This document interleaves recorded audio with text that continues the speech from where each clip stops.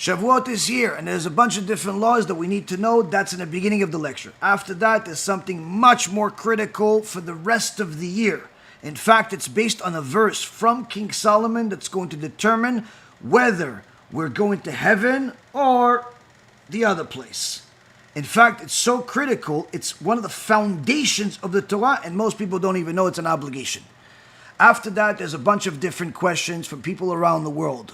Questions that touch on sensitive subjects, such as, why are there so many Jewish people in Hollywood?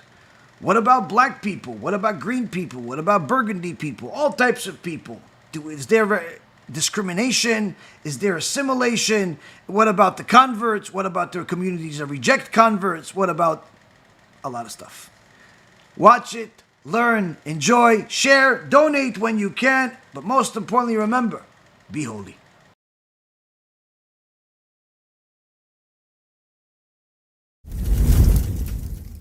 B'Shem Hashem na'aseh v'natzliach, Shiur Torah, Bruchim Habayim. We're back here on our Wednesday night program where after some Divrei Torah, you guys, B'ezrat Hashem, will start asking some questions, and B'ezrat Hashem, HaKadosh Baruch Hu will give us the answers.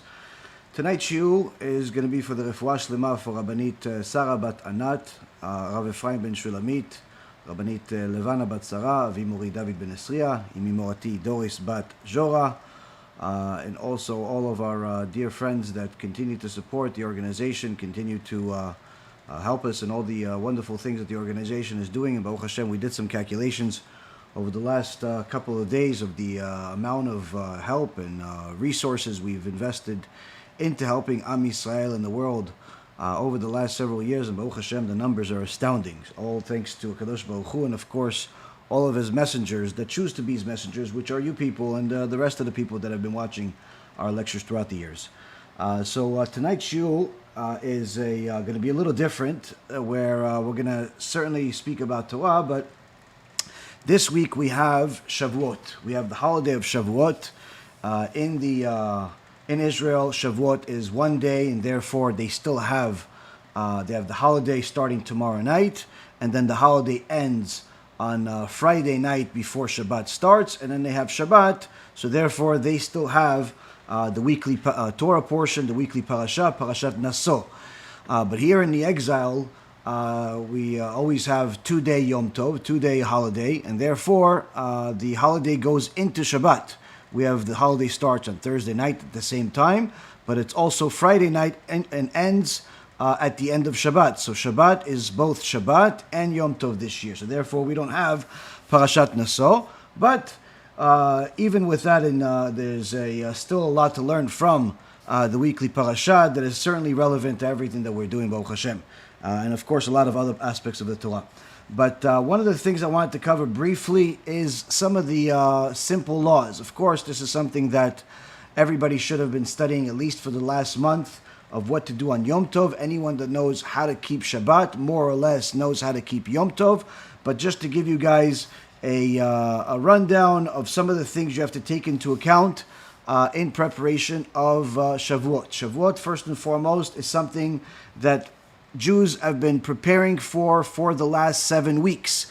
This is why we count the Omer. It's a biblical mitzvah to count the Omer each day from the second day of Pesach. We were counting the Omer each night, counting down, in essence, getting closer and closer to Shavuot, which is the time where Am Yisrael received the Torah at Mount Sinai and made the ultimate commitment to be a holy nation, a nation of priests, a nation that is holier than all of the other nations, not because they're simply born that way, but rather because of what they do once they're born. And that is obviously fulfilling the Torah. But the question is really that we're going to try to answer today is what does it really mean, this Shavuot commitment that we made 3,334 years ago? Is it still something that I have to take into account today? Is it really all about the customs, such as eating cheesecake and all types of dairy food on Shavuot? Is it all about studying all night? Or is there more to Shavuot than perhaps some of us really have thought about? Now, some of the basic laws everybody has to take into account, and also some of the customs are some of the things I'm going to mention now. It's about 15 or so different things that a person needs to understand. First and foremost, Yom Tov, which is Shavuot, is one of the Yom Tovs, is the equivalent of Shabbat, meaning that you're not allowed to drive, you're not allowed to use technology in a sense that turning it on and off. If your lights are on or they're off before the Yom Tov begins, you leave it that way, unless you have a timer. But in general, the laws of Shabbat are more or less the same for Yom Tov, with an exception when it comes to food. When it comes to food preparation, if you have a existing fire, which you light before the Yom Tov, you can use that fire to light another fire in order to cook for the holiday itself. And anyone that also wants to cook for Shabbat during Yom Tov will have to do what's called Eruv Tavshilin. Now, Eruv Tavshilin is in essence taking a bread that's about 54 grams, along with the cooked food that's 27 grams, most commonly used as a hard-boiled egg, and then you take them and you make the blessing of the Eruv Tavshilin, which you will find at the beginning of your Yom Tov Sidur. The machzor of the Yom Tov usually has this in the beginning of the of it, where you're making a blessing on these two pieces of food. You don't eat them; you simply store them in the fridge, and you leave them throughout the holiday. And you usually eat them on the in this particular case, you would eat them on Shabbat. You don't have to eat them, but it's customary to eat them. That's Eruv Tavshilin. This Eruv Tavshilin will allow you to cook on Yom Tov with an existing fire that you already have. If you have some type of gas to turn it on, but again, you have to figure out there has to be a way for you to shut it off, because since it's Yom Tov, you're not allowed to shut off the fire directly. You can't just turn off the knob and turn off the fire. So there are different strategies to shut off the fire for those of you that are going to cook on Yom Tov. Some people use boiling water, where you pretty much take a pot, fill it up with water, and simply heat it up until the water boils over and spills over the fire. Once it shuts off the fire, you could turn off the gas. There are other ways that a person can do it depending on their the source of fire that they have. Some people have certain magnets that can be used. The point being is, if you know how to do it, do it. If not, prepare all of the food before the holiday, meaning prepare all the food both for Yom Tov and for Shabbat, and simply heat it up on the plata, which stays on the whole holiday. The other thing is, when it comes to Mikveh, it's a customary for men to go to the Mikveh before Yom Tov. It's not an obligation.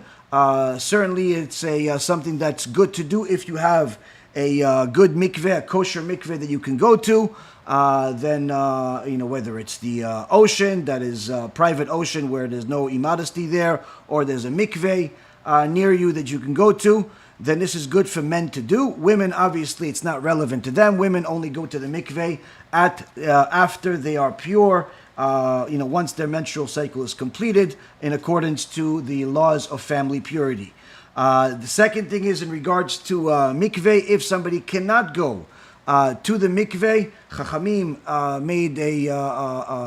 taught us certain things that we can do. One thing is that a person can, according to the Ben Ish Chai, you could sit under running water, like your shower water, with where it's 40 se'ah. So, run it, let the water run on top of you for, probably 5-10 minutes or so. That would be, in essence, the equivalent of going to the mikveh. Men could also use their private pool as a mikveh. You don't actually have to go to the mikveh that is, in a mikveh itself. You can use a pool for a mikveh. There's also the netilah, the special netilah of the Ben Ish Chai, which for anyone that knows how to do it, can do it. If you don't know how to do it, then don't worry about it. And please don't ask me, because these are not some of the things that I like to teach the public.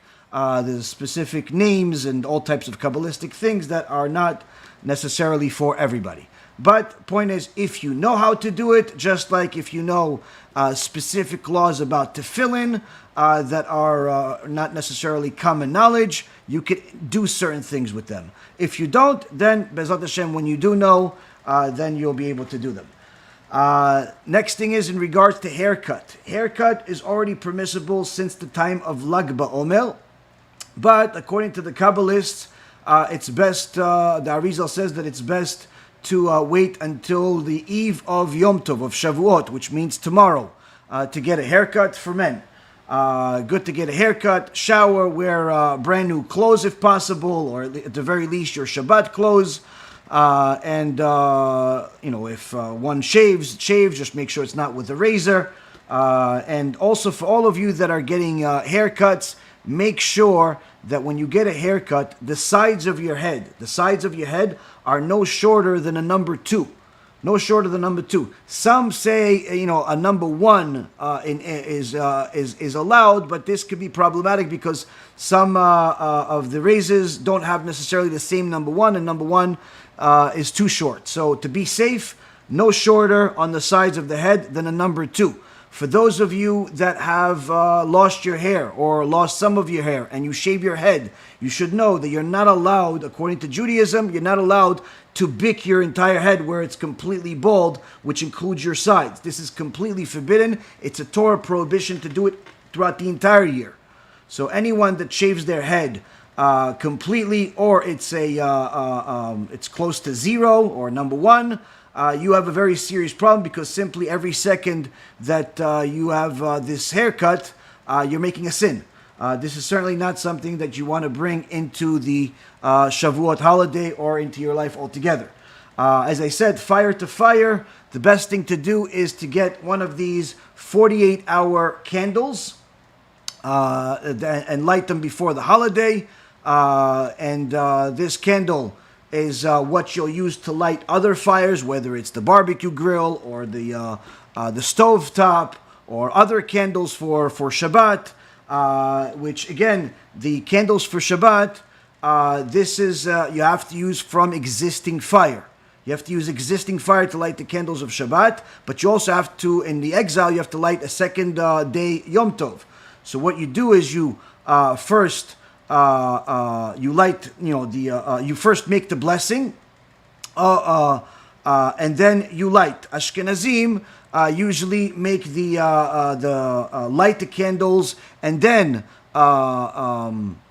make the blessing. But in this particular case, both Ashkenazim and Sephardim are the same, where you actually make the blessing and then you light the candles.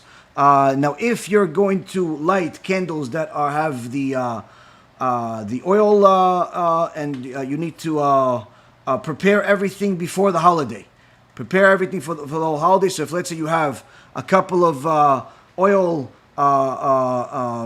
what is it called? Little cans of oil, little jars of oil on your candelabra, and fill them up with the ptil, with the before the holiday, everything prepared. Then, obviously, on the first day, first night of Yom Tov, you light one candle for the Yom Tov. Make the that you don't do shechianu. There's no Sfaradim don't do shechianu. Then on the second day, which is Friday night, you have to light the candle for the holiday and for Shabbat, but those should already be ready from before the holiday, meaning that you lit the candles, you put everything is prepared, and really the only thing you need to do on Friday night is just simply light the candles from an existing fire. So that's that. In regards to the Challah, remember that you have 5 seudot. 5 seudot, that means 5 meals that require bread. You have the Thursday night after completing the going to shul, praying, if you pray on your own, if you pray in shul, whatever the case may be, after Arvit, you come home and you have a Yom Tov Kiddush. Yom Tov Kiddush is also in the same machzor for the Yom Tov. It's different, slightly different than the Shabbat Kiddush. It's much shorter. You do that, then you have a meal with challah. And of course, whatever you want to eat, whether you want to eat dairy, you want to eat meat, that's up to you, but it has to include challah. For those of you that have challah, but all you eat is just a tiny little bite from the challah, and throughout the entire meal because you're too worried about your weight, or you're too worried about, anything else. Unless it's a health issue, like a real health issue, you have something like celiac or some type of malabsorption where you cannot eat bread. If you don't have these conditions, you have to eat much more than a simple bite. You have to eat much more than a simple bite. This is an important part of the mitzvah. The motzi that you get from you give to yourself, or you give to your family, or you get from your husband, has to be eaten completely as soon as you get it, before you talk. Sometimes people get a slice of bread as the motzi. Some people get a bunch of bread and they take a bite and they start talking. This is a mistake. You have to eat the entire motzi and then you can talk as much as you want. Because if you talk while you're eating, you're breaking up the bracha, the whole blessing. You're not fulfilling the blessing the right way. So once you complete eating that motzi, you're good. As long as that motzi that you got is sufficient size. But if you're getting a tiny little, like baby bread, like you got little, like the size of your fingernail, this is not considered anything. This is not considered anything. You have to have a decent size of motzi. Even more so for those of you that have all types of health conditions when it comes to challah.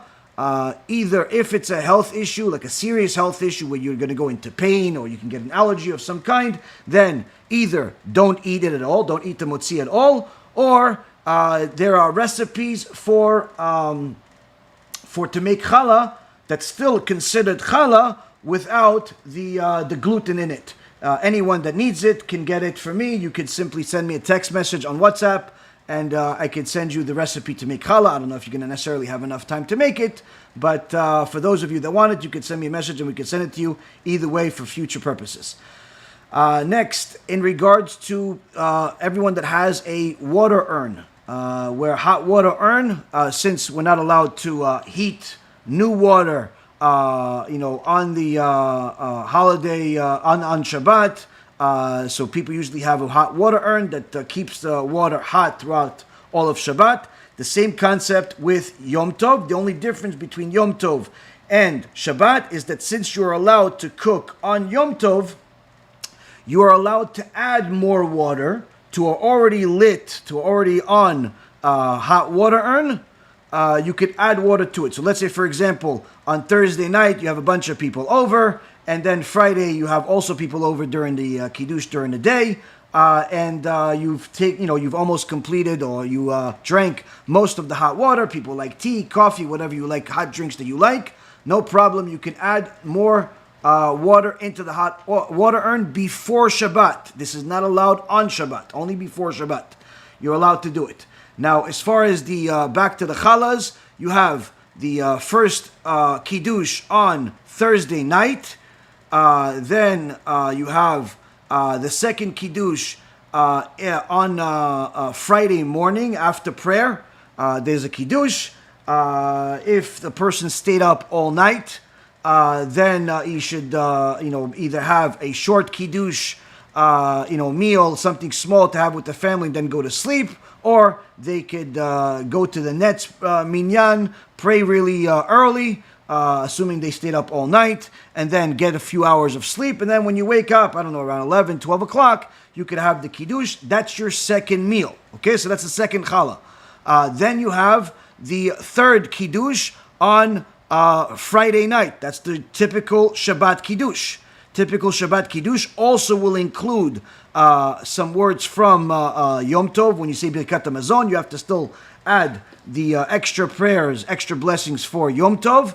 Then on Saturday morning, on Shabbat morning, after prayer, you have the fourth meal with challah again.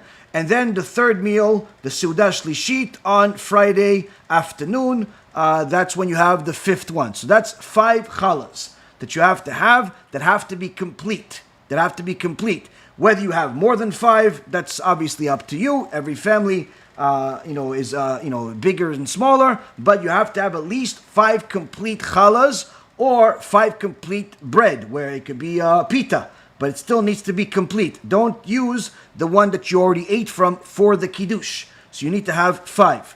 Then after that, in regards to Thursday night, it's customary for Jewish men to stay up all night and study Torah. Stay up all night and study Torah, not stay up all night and eat buekas, smoke cigarettes, and hang out with your friends, but pretend like you're actually religious because you're at shul. No, the key is to make sure that you're there and you're studying Torah. There is a custom for people to read parts of the Zohar. This is not an obligation like some people make it seem to be. It's not an obligation at all. It's good to purify the neshama, but it's not an obligation. If you know yourself that when you read this, you don't understand anything and therefore you get bored and get tired, don't do it. Read Torah that you like. Read Chumash, read the Gemara, read Halacha, read Sipurei Tzadikim. Point is to do it the whole night. As much as possible, you could also delve into different things. Some communities have a seder where they read the parts of the Zohar for the first, let's say, hour and a half or so of the night. This is, of course, after the Kiddush you've done with your family. You ate, you drank, and you go to shul, usually around 11 o'clock or so, depending on the community. And then you guys study all night. So usually the first hour and a half, people do the custom of the Zohar. Then after that, they go. It's customary to go through each parasha of the Torah, a little bit about each parasha. Some have lectures, some have different shiurim. Everybody do whatever is going to keep you entertained, keep you interested, keep you intrigued, and most importantly, keep you awake. Because the Arizal said, and this is something that's nobody else can really promise such a thing. He said, anyone that stays up all night studying Torah, not just staying up. Anyone that studies all night on Shavuot is promised that he's going to live that year, meaning he's not going to die that year. But that's, again, studying all night without taking a rest, without falling asleep for 20 minutes or something like that. You have to study the whole night. Again, it's not simple, and that's why it's very common for men to take a afternoon rest, where you, sometime, I don't know, around the afternoon, 3, 2, 1 o'clock, whatever it is, sleep for a couple of hours so you have more energy to stay up all night. Women, on the other hand, do not go to the synagogue to be part of the learning. This is not for women. It's, in fact, some Chachamim even frown upon it when women show up to the synagogue to be part of it. It's not something for women to do. There are times during the year where it's okay to do it, but this is not one of them. So women need to be home. You could, of course, if you want to, read at home, you want to, pray at home, that's not a problem. But to go to the synagogue and do this is not one of the traditions of Am Yisrael. Next, after this is, as I said, the Eruv Tavshilin. You have to make sure you do it. The candles, Tfilat Arvit. Also remember that when you're doing the prayers, every time that you pray from Thursday night, from tomorrow night until Saturday, the Mincha prayer, which includes the Mincha prayer in the exile. In Israel, it obviously ends on Friday night. But throughout all of the prayers, you have to include the parts of the prayer that are for Yom Tov. You also have to, the Ya'aleh V'Yavo. You have to make sure to include those in your prayers. Also, another thing that at the end of the holiday, since this is already at the time to do Birkat HaLevana, we do Birkat HaLevana on Motzei Shabbat. We do Birkat HaLevana, the blessing of the new moon. Lastly, in regards to one of the big differences between Shabbat and Yom Tov is that although there are certain permissions for you to cook on Yom Tov where it's not allowed to do that on Shabbat, the Chachamim wanted to make sure that people don't take Yom Tov lightly and think that it's just simply not as important. So actually there are certain laws that are more stringent on Yom Tov than on Shabbat. One of the main ones is Muktzeh, the laws of Muktzeh. The laws of Muktzeh are more stringent on Yom Tov than they are on a Shabbat. So make sure that if, let's say, for example, you have to take out the garbage, do it already before the holiday. Do it before the holiday. Different items of muktzeh, you have to be careful not only on Shabbat, but also on the holiday itself.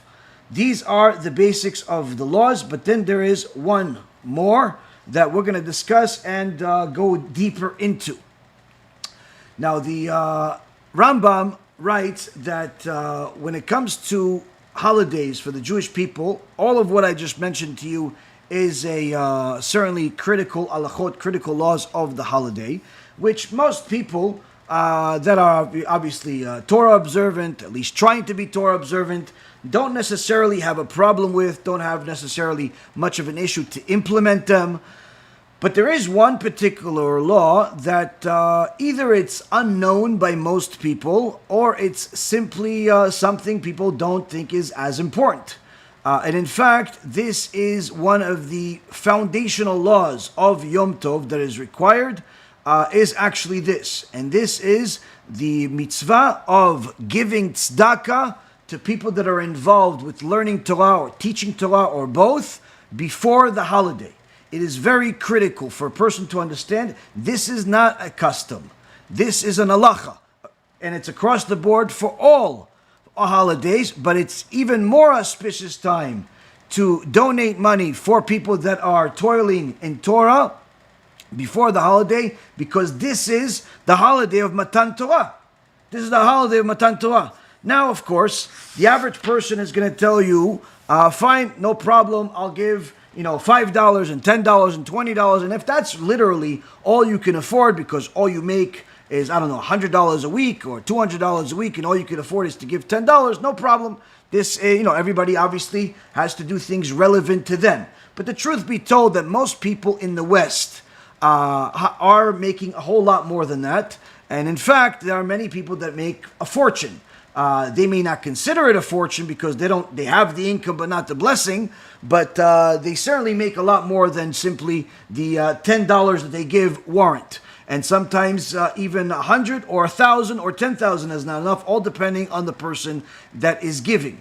So a person needs to know that when it comes to giving tzedakah, tzedakah is not something that is simply nice to do. Tzedakah is actually one of the foundations of Judaism altogether. And in fact, tzedakah is one of the main ways that a person testifies their belief to their Creator. Not just testifies that they believe that the Creator created the world, but testifies that the Creator gave us the Torah, and it's actually our obligation to invest into the Torah and make it our top priority, to learn and to invest in. Now, of course, the people that are out there that are donating, this is simply, a singing to the choir. They already know all of this. But there are many people that don't necessarily donate, at least don't do it regularly, that really think that maybe perhaps this is just a money-making scheme by the rabbis. It's, I'm the one that's working, and why should I give it to these people? Or why should I give, 10% of what I make? I make 10,000, I have to give them 1,000. I make 100,000, I have to give them 10,000. That's a lot of money. And in so many words, they don't necessarily understand that this is not a suggestion, but rather an obligation as part of Judaism. Now, when it comes to the Torah, a person needs to know that there are different parts of the Torah. And the Gemara in Masechet Sanhedrin says that if a person wants to be a kosher person, they have to obviously believe the Torah. But there is a verse in the Torah, in Gemara Masechet Sanhedrin, page 99a is where this is being discussed, where the Torah says, Ki dvar Hashem baza, karet yikaret nafsho, avanam bam, that this person desecrated the word of Hashem, his soul will be cut off, karet, and then it ends off with, his sin is in his hand. So the Gemara asks, who is this person that gets this horrible situation where they desecrated the word of God and now they're getting a karet? Who is this person? The Gemara says, someone that is frum, not just someone that is not frum. Someone obviously that doesn't follow Torah, doesn't keep Shabbat, doesn't keep anything, he's obviously considered an idol worshiper. We don't have to give a teaching on such a thing, because that's obvious common sense even to the idol worshiper himself. If a Jew that desecrates Shabbat is considered 100% no different than someone that prays to a Buddha statue, or to rats, or to cows, or to a star. There's no difference between the two of them. That's what the Rambam writes in Ilchot Shabbat, chapter 30, the last halacha. That's in the Gemara, that's in the Torah many times, Parashat Ki Tisa, which is in 2 weeks. You'll see it there as well. The point is that someone that doesn't keep, a Jew that doesn't keep Shabbat has no share of the world to come. But that's not what we're talking about here. We're talking about people that are frum. We're talking about people that are Torah observant. They're keeping Shabbat, they're keeping family purity, they're keeping kosher, they're, in so many words, doing their best. Okay? Now, a person could be doing their best, but yet be considered someone that is an apikoros, a heretic, that has no share of the world to come. How? The Gemara says, he desecrated the name of God. How did he desecrate the name of God? He says he believes in the Torah. He believes in the Torah. Everything he believes. Believes Moshe Rabbeinu went to Mount Sinai, went up there. His body was here. His soul was there. All types of wonderful things. There was all plagues. Egypt. The whole thing happened over there. Split the ocean into 12. No problem. Everything is good. He believes everything except one small thing in the Torah, one small letter, or even one of the teachings of the sages. He doesn't believe that. The Gemara says this person is an apikoros, has no share of the world to come. And that's what the Rambam paskins la'alacha in Ilchot Tshuva, chapter 3, halacha number 6.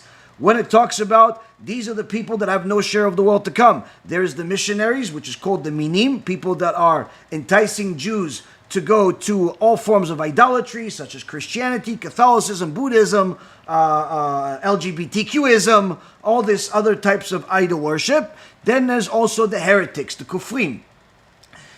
Who are these kufrim? The Rambam elaborates on the next same section, chapter 3, but halacha number 8, and he elaborates. These kufrim, one of the conditions to be a kofar is a person that doesn't believe even one word of the Torah or the sages. One word. He doesn't believe. He says, listen, you know what?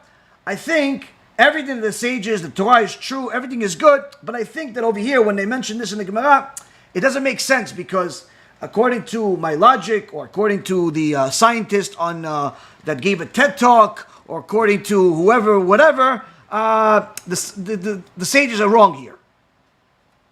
That person just took himself from Gan Eden and inserted himself into Gehenom. Why? One word. One word.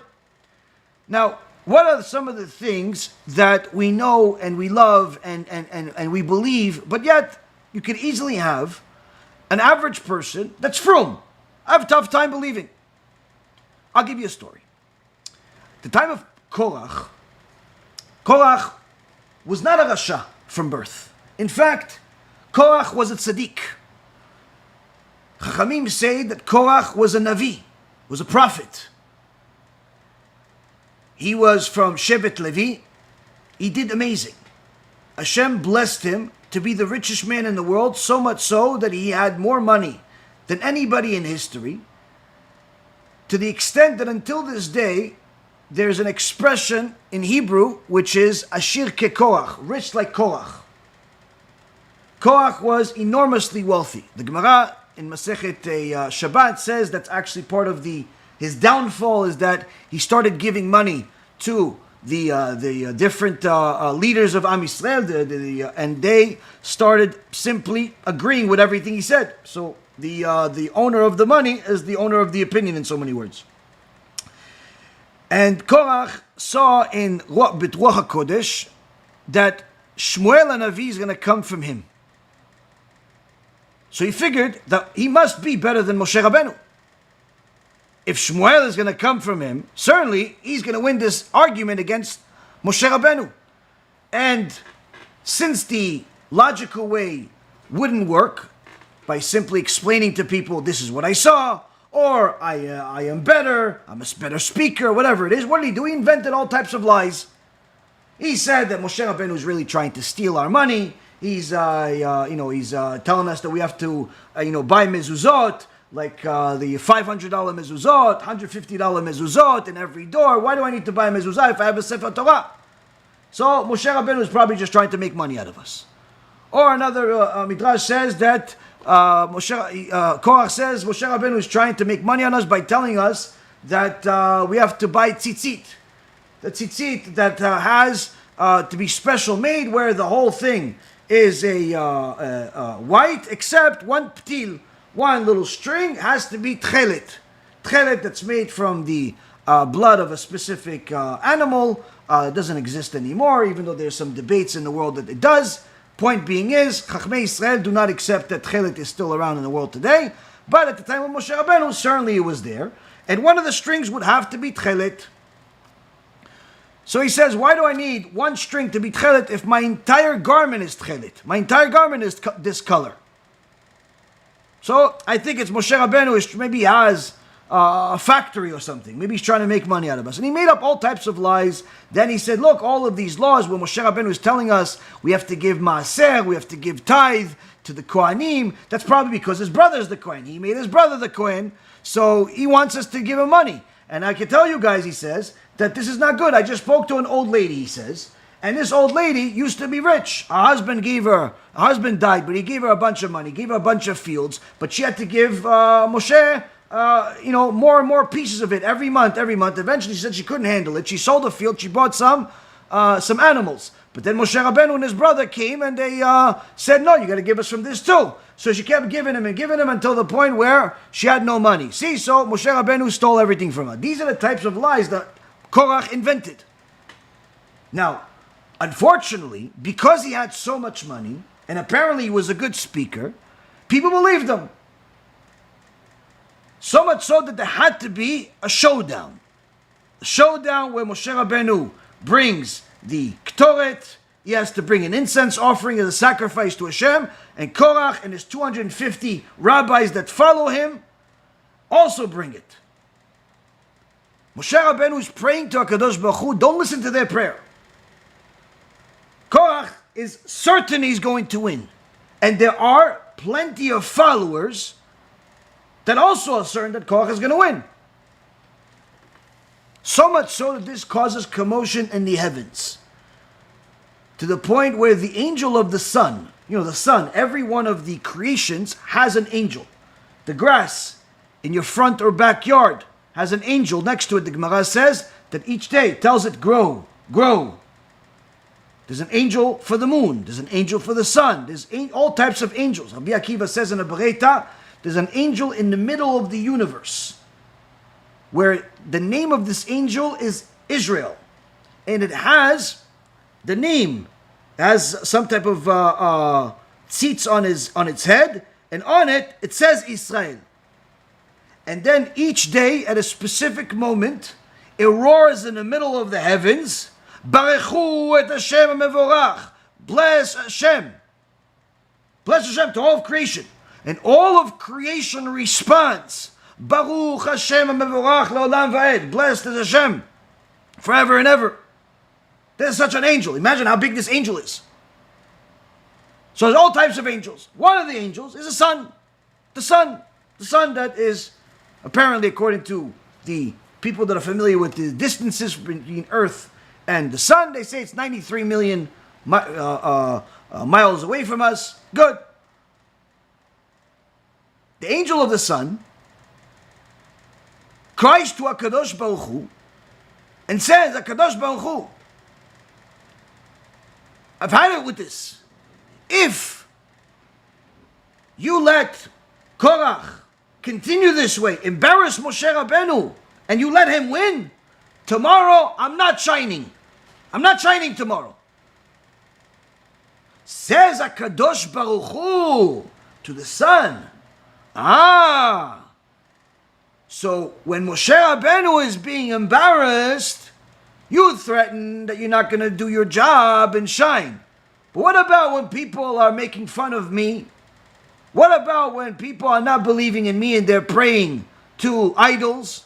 They're praying to you. They're praying to the moon. They're praying to cows. They're praying to rats. They're praying to money. How come you keep shining every day for the last few thousand years? The sun got so embarrassed that it realized, ooh, how is it that I have been so foolish that I never mentioned a single thing about the desecration of God's name that happens almost every second?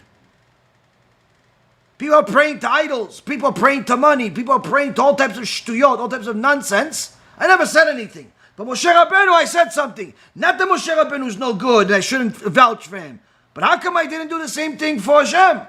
The sun got so embarrassed, it didn't want to shine anymore. It wanted to die.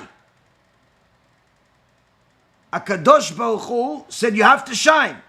The sun was too embarrassed to shine. And the Midrash says every day for the last 3,334 years, HaKadosh Baruch Hu shoots arrows of fire that are even hotter than the sun at the sun to force it to shine. Because it's so embarrassed. So now, we see from here, the Midrash tells us some behind the scenes of the magnitude of HaKadosh Baruch Hu, his humility, but also the moment that any creature in this world understands where it stands in comparison to the Creator, the first thing they feel is embarrassment because they're not doing enough.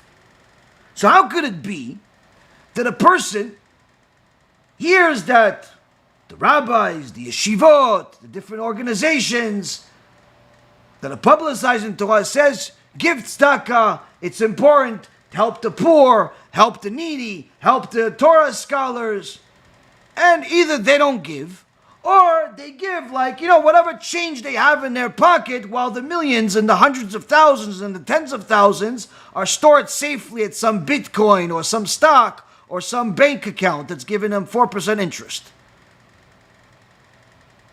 They give you like the leftovers you give to dogs. How come? How could it be that on one hand the son wanted to die and still wants to die to this day because of the embarrassment that happened 3,000 years ago, but yet the average person, froom, religious, but you tell him, listen, do you give maaseh? Do you give 10% of your income at least? Invest it in Torah? I give enough. I'm not asking if you give enough or not. I'm asking you if you fulfill the mitzvah. On top of that, you give tzedakah on top of the 10%, each time before Yom Tov.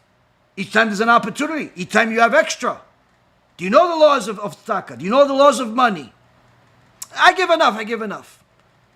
Whether you give enough or not is according to the Torah, not according to the opinion.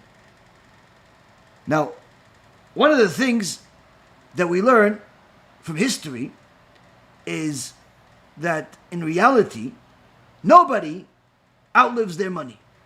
Nobody. The wealthier you are, the more money you're going to regret not giving away. Why? Because eventually a person dies and the money stays. And usually the money goes to a bunch of people you don't want to give it to. You thought you're going to give it to your kids, but you ended up giving it to your kids and to their ex-wives, to your kids and to their girlfriends, to your kids and to their significant other that's not exactly a big fan of yours, to your new wife's husband, to your husband's new wife, to your competitor, to the IRS, to taxes, to the hospital. There's a lot of issues when it comes to being wealthy. The people that are not prepared for it, they don't know the laws, they don't understand that they're going to get punished for it. And this is not what I'm saying, this is what the Chofetz Caim said. Chofetz Caim said to his Talmid Muvak, Rav Wasserman, and we brought this in the series, Erev Mashiach, in one of the lectures, where the Chofetz Caim said, the people that will get punished the most at the time of Mashiach are the rich people, the rich Jews that did not give enough tzedakah for the sake of Torah. They're going to be punished the most. Meaning, more than the heretics, more than the Challah Shabbat, more than everybody else. Why? Because Hashem made you successful for a reason. You were supposed to be the one that was going to be used to publicize the Torah, to get people to do tshuva before Mashiach comes. You didn't do it, you're a traitor. Now, of course, not everybody's rich, and in fact, most people are not rich. There are more rich people today than any other time in history. But needless to say, if the amount of people that are not even rich, people that are average, followed the laws of the Torah, literally you would have 10 times more people following the Torah than we have today. So, one of the things that a person needs to know is that the Torah discusses money, and it tells us different messages. One of the messages is in Parashat Naso. Parashat Naso. It says in Parashat Naso, in chapter 5, verse number 5 and 10, וכל תרומה לכל קדשי בני ישראל אשר יקריבו לכהן לא יהיה, ואיש את קדשיו לא יהיו, איש אשר ייתן לכהן לא יהיה. And every portion from any of the holies that the children of Israel bring to the Kohen shall be his. A man's holies shall be his, and what man gives to the Kohen shall be his. In so many words, what the Torah is telling us here, that, the people that made certain sins, as it says in verse number 7, part of their confession is to bring a sacrifice, to give money, but also part of being a Jew, you have to give money to the Kohen, money for the Torah, money for the Bet HaMikdash. But there's an interesting thing here where it keeps saying, lo yeh, which means it shall be his. What is this, it shall be his? What does it mean, it shall be his? He's giving and therefore it's his? Now, of course, we can understand the basics, which is the only, as we said before, a person eventually dies and the money that he has doesn't go with him to Shemaim. In fact, the more money he has left that he didn't give during his lifetime, the more problems he can have, because if his kids and his inheritance use that money for bad, it goes to his account. And he cannot rely on the fact that they're going to do so much good with it if he didn't raise them that way. So, and even if he did, doesn't necessarily mean that they always have control. So a person needs to know, whatever you give during your lifetime, that's really what you have. What you gave is what you have. The Saba Minavardok had a famous donor that made the tea. And this very same donor, he came to the Saba Mislavotka. And Saba Mislavotka also got a donation from him. But after the war erupted, and they took all of the money, he said, there are two people I'm not going to forgive. Who? The Saba Minavardok and the Saba Mislavotka. Why? How could you say such a thing?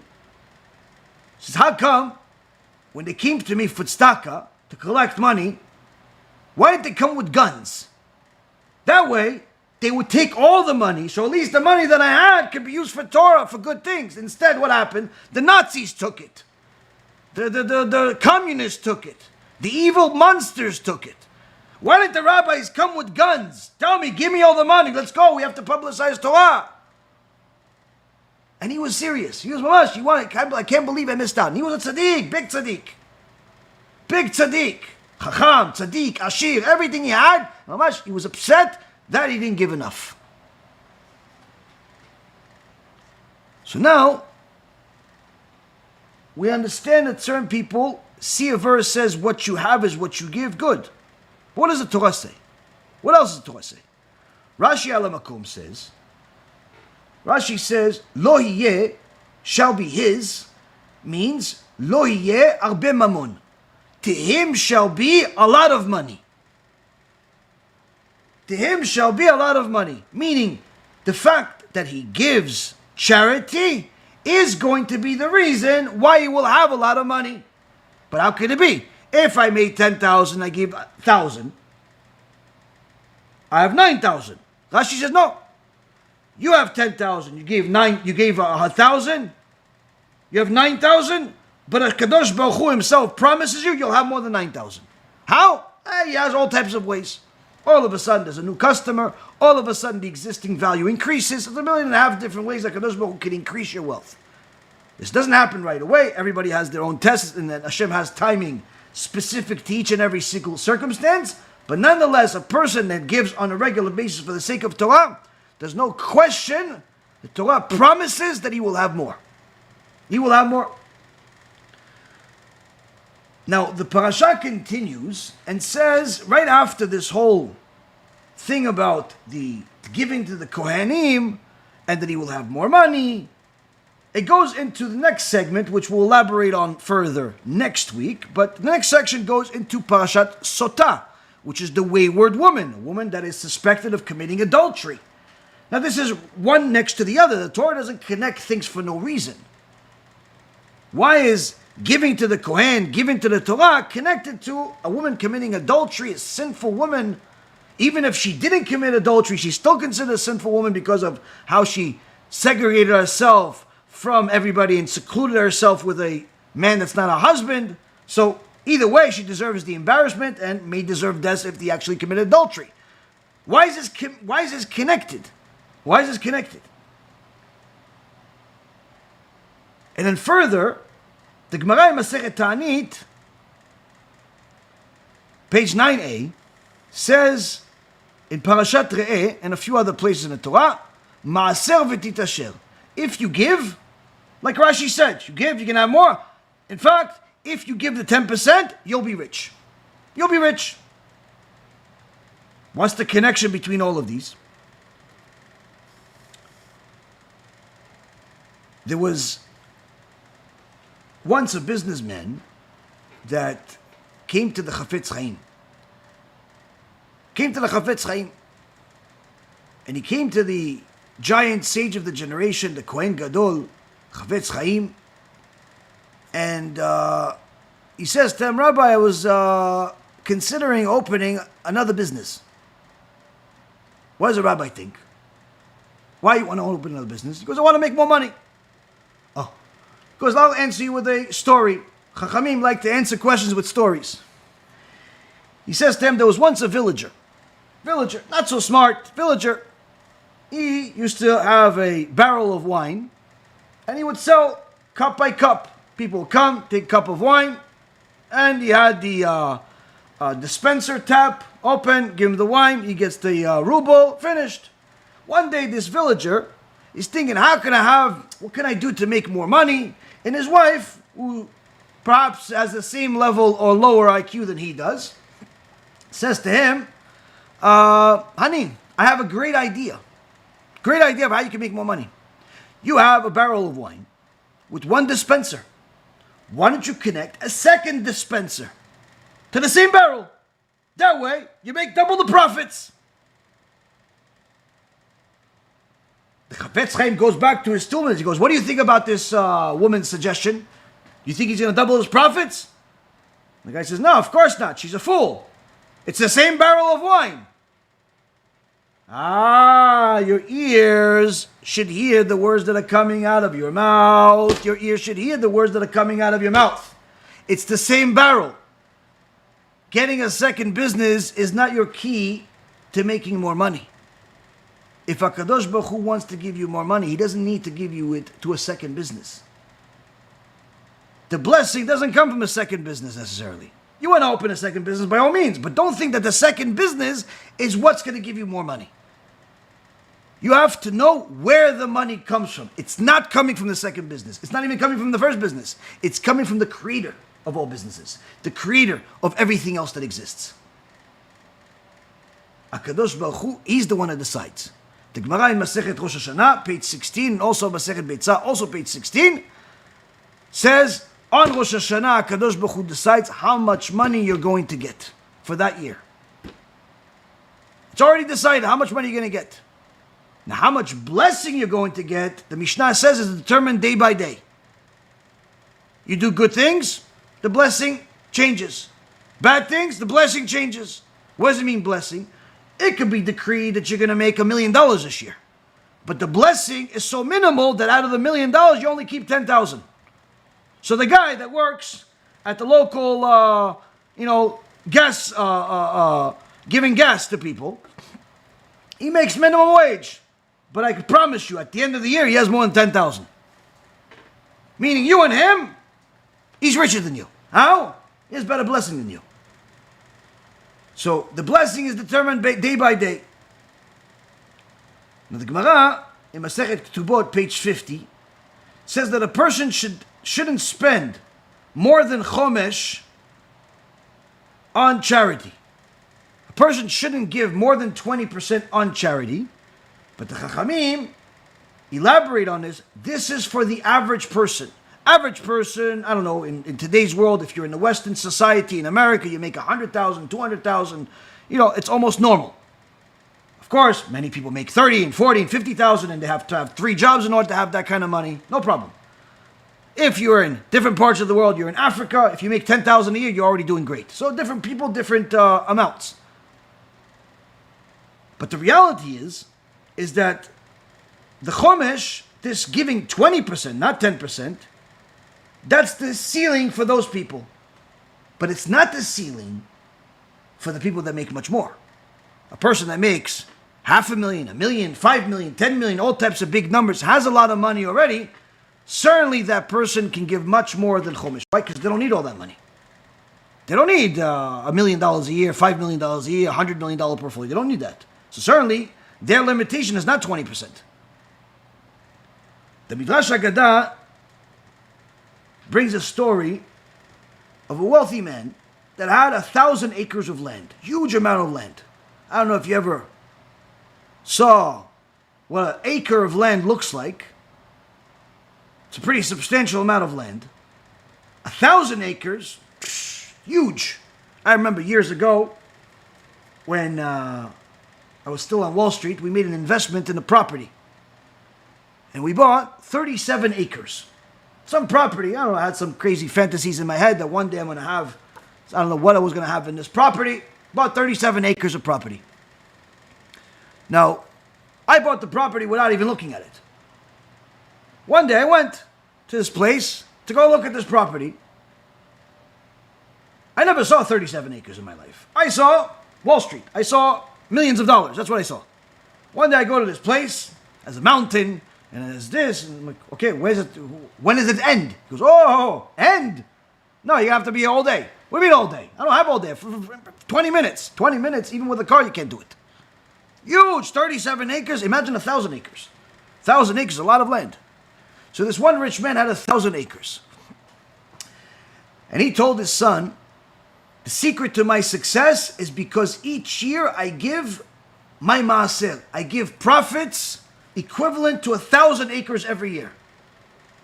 I have 1,000 acres that are growing all types of things. 100 acres out of the 1,000 go to the Torah. Make sure to do that, and you'll have continued success. So one day this old man dies, his son takes over, and the first year he gives. Second year he gives. But he starts seeing it's a lot of money, this 100 acres worth of profits. We're talking about millions of dollars. Come on, maybe they don't need that much. They already have a shul, they already have a yeshiva, they don't need. I need. Why does he need? He doesn't know why he needs.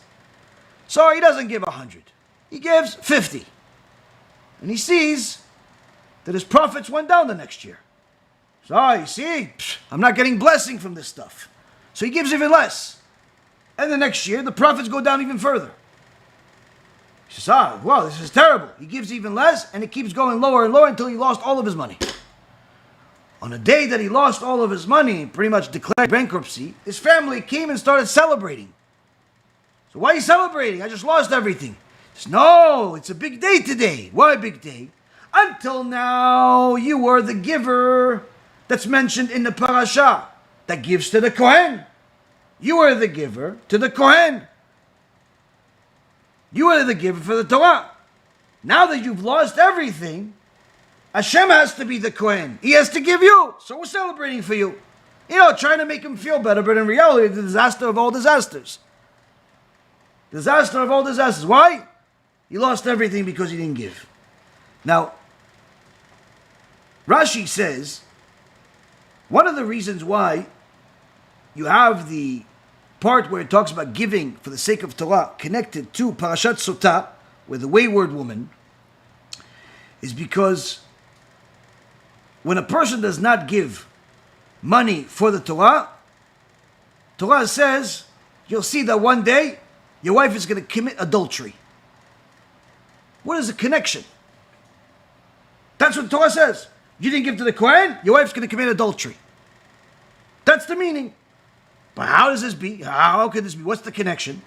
The Kli Yakar says, when a person reads the word of Shlomo Melech says, and this is also mentioned in the Gemara in Masechet Sotah on page 4b, that a man that is promiscuous and goes with zonot is destined to lose all of his money. Person is promiscuous, doesn't protect his brit, loses money. Zonot, even worse. And the connection, therefore, is that when the wife of a rich man sees that he's starting to lose money, he's losing money really because he's not giving maaser, he's not giving charity for Torah. That's why he's losing money. But she doesn't know. She sees he's losing money. All of a sudden she starts thinking, oh, he's probably losing money maybe because he's getting cursed from heaven because he's cheating on me. He's going with other women. He's promiscuous. So what does she do? She says, oh, if he's cheating on me, he's committing adultery. I'm also going to commit adultery. And she ends up cheating on him. And therefore the Kli Yakar says, that's why she eventually has to go to the Kohen to verify if she committed adultery or not. Now she's considered a shoteh. She's considered crazy. Why? She should have known that he's losing money not because he's cheating. He's losing money because he's cheating on you. He's losing money because he's cheating on HaShem. He's not giving his portion for the sake of Torah. Now, as we said before, the Gemara in Masechet Sanhedrin says that to believe in HaShem, in His Torah, means you have to believe every single word. No exceptions. Shlomo HaMelech had several books that are part of the Tanakh. You have Kohelet, that's Ecclesiastes in English. You have Mishle, which is Proverbs in English. And you have Shir HaShirim, which is Song of Songs in English. 3 books. The Gemara in Masechet Megillah says that Shlomo HaMelech, in page 7a, Shlomo HaMelech had 3,000 other proverbs that he wrote that were not included in the Tanakh. Why not? Because unlike what was included in the Tanakh, in Proverbs, in Ecclesiastes, in the Song of Songs, that were all through Ruach HaKodesh, the other 3,000 proverbs that he had were through his wisdom. Now what kind of wisdom did Shlomo HaMelech have? He was the wisest man of all time. Aside from Moshe Rabbeinu, there was nobody wiser than Shlomo HaMelech. He had literally divine wisdom. He knew things that until this day we don't know how to do. His throne, how he built it, all types of things. So Shlomo HaMelech's wisdom is not just, he was a smart guy. And yet, all of that came through his wisdom is not included in the Tanakh. Meaning that everything that he wrote in the Tanakh is the word of God himself. Which means, if we read it and we believe it, good for us. We are still considered part of Am Yisrael. We're still considered on the good side. If we read it and we don't agree, we don't like it, we don't believe, Hashem Yishmor, this could be considered Isur Karet. Udvar Hashem Baza. So what does he say? Relevant to what we're talking about. Proverbs chapter 11, verse number 24. You can remember it with 11 is Yud Aleph, Yud Yaron, Aleph Ephraim, 24 books of the Torah. יש מפזר ונוסף עוד וחוסך מיושר אך למחסור. There is one who scatters and more is added, and one who refrains from what is proper only for a loss. Again, there's one who scatters and more is added, and one who refrains from what is proper only for a loss. This statement by Shlomo HaMelech is the opposite of logic in the world today. Opposite of logic in general. Why? You're saying one who scatters, more is added. He scatters, he spends, throws it, but he gets even more. And one who saves has less. He loses. Shlomo HaMelech, the Ruach HaKodesh. What does it mean? Rashi al Makom says, sometimes people scatter money, yet even more is added to their fortunes. Why? This happens when they give money to tzedakah, to charity. Whereas hoarded wealth does not make a person rich. Money that is spent on pursuits pleasing to HaShem, meaning you invest more into Torah, you invest more into mitzvot, brings additional wealth. The Kedushat Levi says, one who generously distributes to tzedakah, to charity, demonstrates that money is unimportant to him or her, and that he prefers to rely on the source of all wealth. Who is the source of all wealth? HaKadosh Baruch Hu. And just as HaKadosh Baruch Hu is infinite, so his blessing is infinite. Further, Rashi says, what about the one, he's the one that scatters, Hashem gives him more. He gives more charity, Hashem gives him more. He gives more charity, Hashem gives him more. Why? That's how it works. You're a good business partner with Hashem. What about the other guy? He's not giving. He keeps to himself. He makes 100,000, he keeps 100,000. He makes 50,000, he keeps 50,000. He makes 500,000, he keeps 500,000. Once in a while, he gives to the homeless guy to make himself feel good. Not the homeless guy feels good. Himself, he feels good. He shows his wife, look, see, I'm generous. I gave that homeless guy $20. What $20? You think that homeless guy is not going to be homeless because of your $20? Give him a job. Give him something more meaningful. Yeah, maybe. Especially when you have a lot. But people like to make themselves feel good. Especially with small things, to show off to people. He keeps to himself. Shlomo HaMelech says, refrains from doing what's proper only for a loss. Rashi says, what does this mean, only for a loss? If he refrains from giving what he should, meaning what he should according to the Torah, he will only lose from that. He will not gain from that. Because one who doesn't give the proper amount of tzedakah loses the blessing and therefore does not preserve his money in the end. But rather, this is what brings him his losses, says the Metzudot. And the Rambam in Ilchot Deot, chapter 1, Halakha number 4, says that if a person had to choose between extremes of stinginess and extreme of extravagance, because generally the Rambam says you have to be in the middle. For everything you have to be middle. But what about if you can't be in the middle? You're either extremely generous or extremely stingy. The Rambam says in this case, be extremely generous. It's better to give extravagantly to tzedakah and perform commandments. Why? Because stinginess, being cheap, will never benefit a person and will only cause him to lose more and more in the long run. In fact, by the way, the Ralbag also says that this is also relevant to people that teach Torah or people that possess knowledge. If they're cheap with their knowledge, they'll end up losing it. If you know Torah and you don't teach it, you end up losing that Torah. You have certain knowledge that can help people, you are stingy with it, you end up losing it. Why? Stinginess is literally the opposite of Hashem. Hashem only gives. Who gave you the right to just to take? It's the opposite of Hashem. So here it says, Shlomo HaMelech, if you give for the sake of Torah, you're going to have more.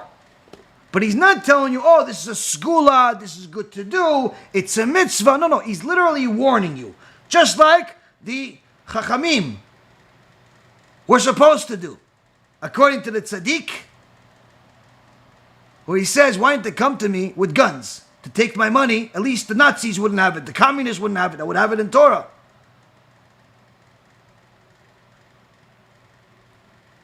Shlomo HaMelech literally is warning us. He says, if we don't give, that means we're going to lose. But he's not just talking about losing money. We can lose everything as a result because it means we don't believe not a word in the Torah, not a word of the sages. We don't believe an entire verse in the Torah. It's like you have a Torah and you just simply deleted a verse. Now, of course, there's a bunch of other verses that say similar things. Let's just assume this is the only verse in the Tanakh. There's one verse in the Torah, deleted.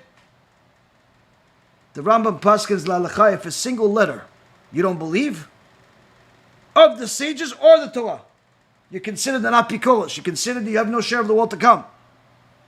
You don't believe an entire verse? We have a problem. Now, a person say, yeah, but it's hard. You're right, it's hard. You're right, it's hard. That's the point. Who's the one that's making you the money? The barrel of wine with the 2 tap dispensers? Or the one that created the wine and decides how much money you're going to make out of this wine? Or anything else? So now, we have to look at things a little different.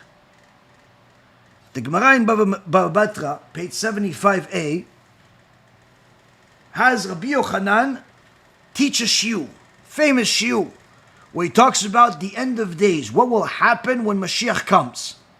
One of the things that will happen is that the Bet HaMikdash will come down from heaven, and we're going to see some amazing things. Rabbi Yochanan says that the doors of the Bet HaMikdash are going to be diamond. Not diamonds, diamond.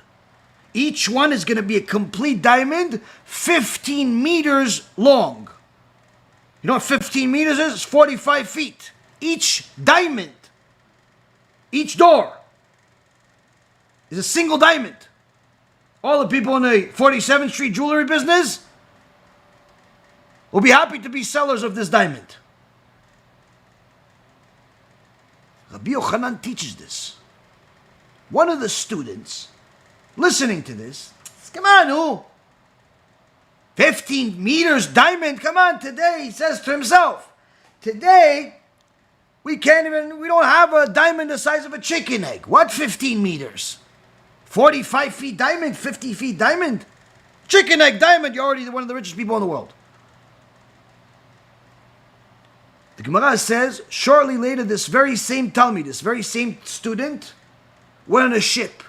The ship hit a storm, collapsed. He goes into the ocean along with everybody else. As he goes into the bottom of the ocean, he opens his eyes and he sees that in the bottom of the ocean, there are angels working on 2 huge diamonds, shaping it. And obviously this Talmud is not a regular Talmud. He's a holy Talmud. This is a very special guy. You can see angels. People see pictures of demons and they're already scared to death.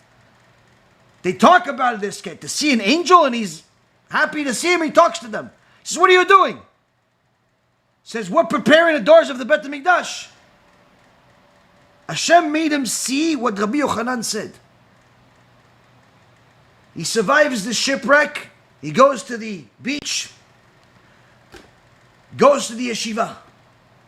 In the yeshiva, Rabbi Yochanan is teaching. As soon as he comes to the yeshiva, he says, yeah, Rabbi, keep teaching, keep teaching. Rabbi Yochanan looks at him and says, huh?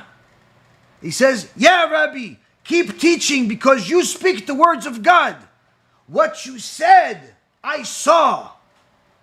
I saw the doors that you talked about. Now you would think, this is great, Kiddush HaShem. The rabbi said, the guy saw, wow, what a wonderful story. If that was the end, we would be happy, but it's not the end. And we wouldn't learn anything from it if that was the end. What's the lesson? As soon as Rabbi Yochanan hears what this guy said, he says to him, empty one, you're empty. Are you telling me that if you didn't see it, you wouldn't believe it? In so many words, you're an apikos. You're a heretic. He looked at him, and from the kedusha that Rabbi Yochanan had, this guy turned into a heap of bones. He died on the spot. He died on the spot. Turned into bones. This is in the Gemara. Multiple places, by the way. Guy says, no, this story is a little bit too much for me. Too much for you. We already talked about it. It's a good story. Good story. What about the verse? The verse is in the Torah. Not to say that the story is not important, but the verse is in the Torah. The verse is in Proverbs. It's Tanakh. And people say, no, but the Proverbs is not really Torah. Gemara says it is Torah. Many times the Chachamim refer to the Proverbs, to Tehillim, to the prophets as Torah. Anyone says you otherwise is going against the Torah. Now, here we see somebody that was holy enough to see angels didn't believe that something was possible. Lost his right to exist. Last but not least, the Gemara in Masechet Chulin,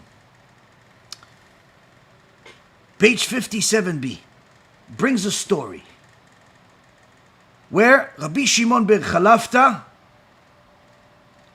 sees the verse in Proverbs, chapter 6, verse 6. Says, Lech lanemala atzel re drachea v'chacham. Go to the ant, you luggard, see its ways and be wise. Rabbi Shimon ben Chalafta says, if it says, go to the ant, that means that Hashem is allowing us to go and check this out. So he goes to the ants. What is he going to the ants for? He says, it says, the teachings of the sages say, that the ants are wise. One of the things that they do, that's unique among them, is they have someone that is like a security, someone that's like a guard for them, to protect the entire tribe of ants. So I want to check this out. How do I check this out? These ants don't go out, specific ant group of ants wouldn't go out when it was the sun was shining. They would go out when the sun started coming down. So Rabbi Shimon ben Chalafta went to where the ants usually are, and he put, like some type of fabric, or maybe his jacket, over it, as if it was the sun was coming down. He saw that there's an ant at the opening. He put his eye on this ant, and he covered the top with a big jacket. As soon as he did this, shortly thereafter, all the ants started coming out. All the ants started coming out. He took away the jacket. The ants turned around and killed that one ant that was at the opening. He says, from there we see, they do have a supervisor over there that didn't do his job because he told them that the sun is coming down. Obviously they saw that the sun didn't come down, so they killed him. The Tosfot says, what do we learn from this story? We learn from this story that there are times we have to look at things from the perspective of, is this something I can test or not? Here it says, go to the ant and be wise, which means God is telling us through Shlomo HaMelech, go to the ant and learn. When it comes to Maaser, it also says, Maaser v'titasher, give 10% and you will be rich. The Gaon Mivilna says, Maaser v'titasher. is give 10% and you'll be successful and you'll have protection of your money. But if you want to be extraordinarily wealthy, give 20%. Either way, the sages teach us this is something you can test out. And I'm going to challenge anybody out there that's listening with this. If you give 10% of your income to us as an organization, and you haven't seen more success, you've been giving for, let's say, at least a year, you haven't seen more success, stop giving. Don't give us anymore. This is not because we don't need your help. Why? Something's wrong. Something's wrong. If you're giving us 10% of what you make and you haven't become more successful, it's not bringing you more blessings, stop giving us. Don't donate $1 more to our organization. The same goes if you give it to somebody else. If you're giving to organizations, you're giving $5,000, $10,000, $20,000, all types of money that you give to people. You're not seeing blessings there. Something is wrong. Now, if you're not giving, that's what's wrong. You're not giving. You're not giving enough. That's what's wrong. You're the problem, not the money, not the organization. How could I be so confident to tell you that if you're not seeing a blessing from giving to our organization, stop giving? Because I've seen it. It's tried and tested, and I've seen it with my own eyes time and time again. Whoever gave got the blessings. Unfortunately, sometimes people get the blessings and they run away. And sometimes they stay. But I can assure you time and time again, people that give on a regular basis to our organization, but they give what they're supposed to give. I don't call anybody for money ever. You're never going to get a call from me or from any of my employees about money. It's just simply not what we do.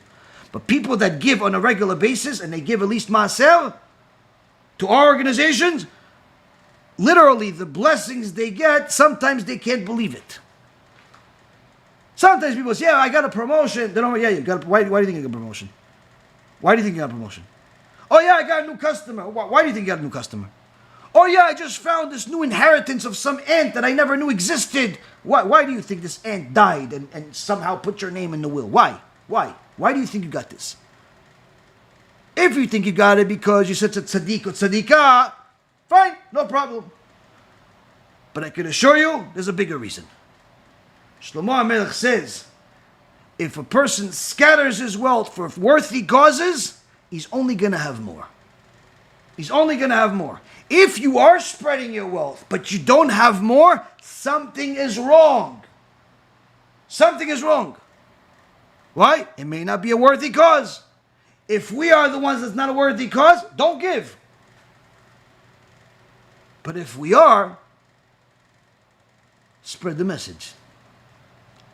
With that being said, Rabotai Karim, this is a mitzvah from the Torah to give before every holiday, even more so before the holiday of Shavuot. It's important for a person to know this is simply doing yourself a service. You're doing yourself a favor by giving. This is also the reason why when Rabbi Ephraim and I talked over the last few days about this huge event that Be'ezrat Hashem, our organization committed to already last year, where we have a group of avrechim that signed up to complete the Shas in a single year. That is coming to an end. We're almost a year into it. We're planning on having an event after the Yamim Noraim, so it's going to be sometime in October. It's going to be an enormous event, and simply just each person that completed the Shas in a single year, we committed to give them 10,000. So you're talking about just the expense of all the people that are going to be completing the Shas. We're almost close to $500,000. So this is something obviously that is a big commitment without having the money, without knowing where it's going to come and how it's going to come. Why? Simple. You invest more into Torah, you get more. Whoever wants to be a partner is welcome to be a partner. Whoever doesn't, by all means. Like I said, anyone who gives gets rewarded. Anyone who doesn't give doesn't give. They have signed their own decree. But it's not a really a big chidush here, because this is the words of the Torah. This is what we all committed to at Mount Sinai. When we said Naaseh v'nishma, this is what we said. You said, I'm going to do Hashem. You said I'm going to do. Yeah, but what about if it's hard? Yeah. What about if it's far away? Yeah. What about if it's this? What about if it's that? That's it. That's the commitment. That's the commitment. Sometimes it's easy for people to pray, it's easy for people to learn, but it's hard for them to be honest in business. Hard for them to be charitable. Hard for them to be generous. Hard for them to do, many times it comes to money. Some Chachamim say this is a form of idolatry. Why? Don't worship money. Money is simply a tool for Kadosh Baruch Hu to give you to do His will. If you've turned money into something more than that, you have a very serious problem. And it's important for a person to work on himself, and there's no better time than right now. So, with that being said, I'm going to have a quick drink, and then you guys can start asking some questions. All right, TikTok. Let's see what you guys have. Can you join Judaism, or do you have to be related to Avraham? Yes, of course. There are 46 places in the Torah where it says that there is a mitzvah that's related to converts, meaning that a person could be born into non-Jewish parents, whether they're practicing Christianity or Catholicism or Islam or Buddhism or nothing. And that person obviously is clever to know that the creator of the world did not create us for no reasons, and certainly didn't create us to be idol worshippers, worshipping a man that died or worshipping some other false religion. So a person wants to become part of the Jewish people. They're more than welcome to become part of the Jewish people by going through a formal conversion. A formal conversion is simply a person has to connect to some type of local Orthodox rabbi to see if they could sponsor them to go to a bet din and convert. Now, this doesn't happen overnight. Of course, whoever is going to be the rabbi that's going to sponsor them and educate them to a certain extent. Most studying for conversion is self-study, but you need to know what to study.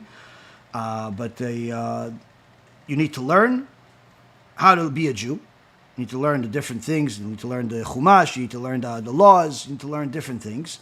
This takes some time. And you also need to make certain life changes. One of the life changes is, becoming modest for women. Men also have to be modest. You have to obviously learn Torah on a regular basis. You have to start keeping kosher laws. And most critically, also, you have to live in a Jewish community because you have to be part of a Jewish community. You can't be a Jew in the middle of a jungle by yourself. You have to be part of a Jewish community so you know what to do and when to do it.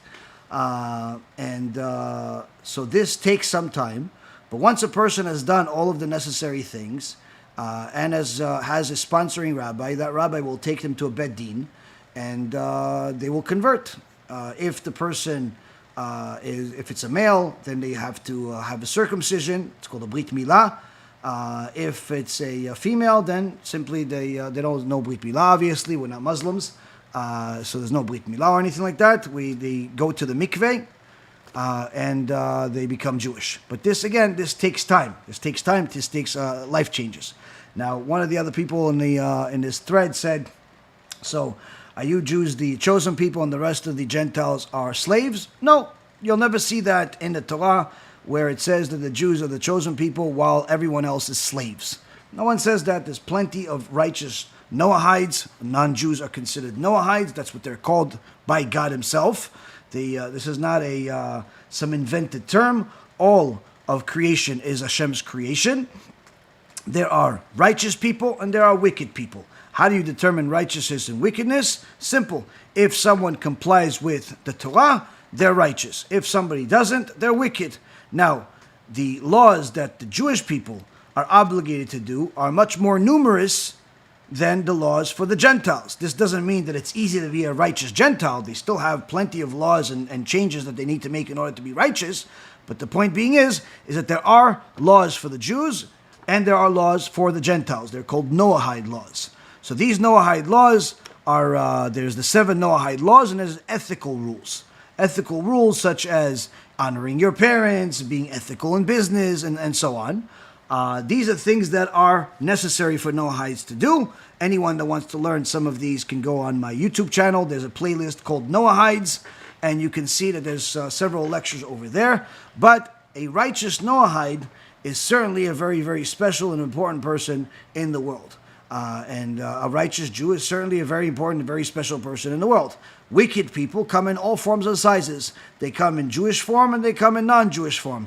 If a person makes it seem to be that their skin color or their background is more significant than their belief system or their servitude of Hashem, obviously this is a person that's spiritually sick.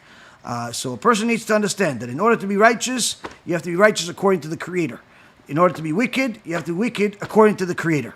He's the only one that determines who is righteous and who is wicked. As far as Jews, we have a role in the world to be righteous as far as according to Hashem, and part of that is to be a light to the nations, not a light to the nations where we go and we missionize like the Christians do and tell everybody to become Jewish, but rather because the Torah, by following the Torah, it makes us better quality human beings. That is going to show others how to be better people, how to be more civilized. If we don't follow the Torah, then in essence we're destroying the world. So we're supposed to be righteous people to the point where we're a light to the nations. On the other hand, if a Gentile wants to join us and wants to become a Jewish person, there are laws that allow him or her to become a Jew, no different than a Jew that was born that way. And in fact, someone that converts to Judaism is considered even higher than a natural born Jew. But that's again assuming they convert a lawful conversion, a conversion that's according to the Torah. Not that they wake up one day like Kanye West and the rest of his crazy friends that just simply determine that he's Jewish. He is Jew, not Jewish, or some other nonsense that he created in his demented bipolar mind. You can't just simply determine that you are Jewish.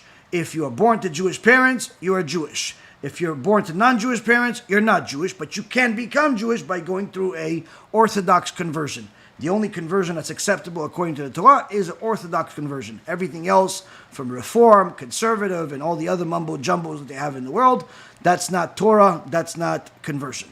So a person that wants to be part of the Jewish people is more than welcome to join.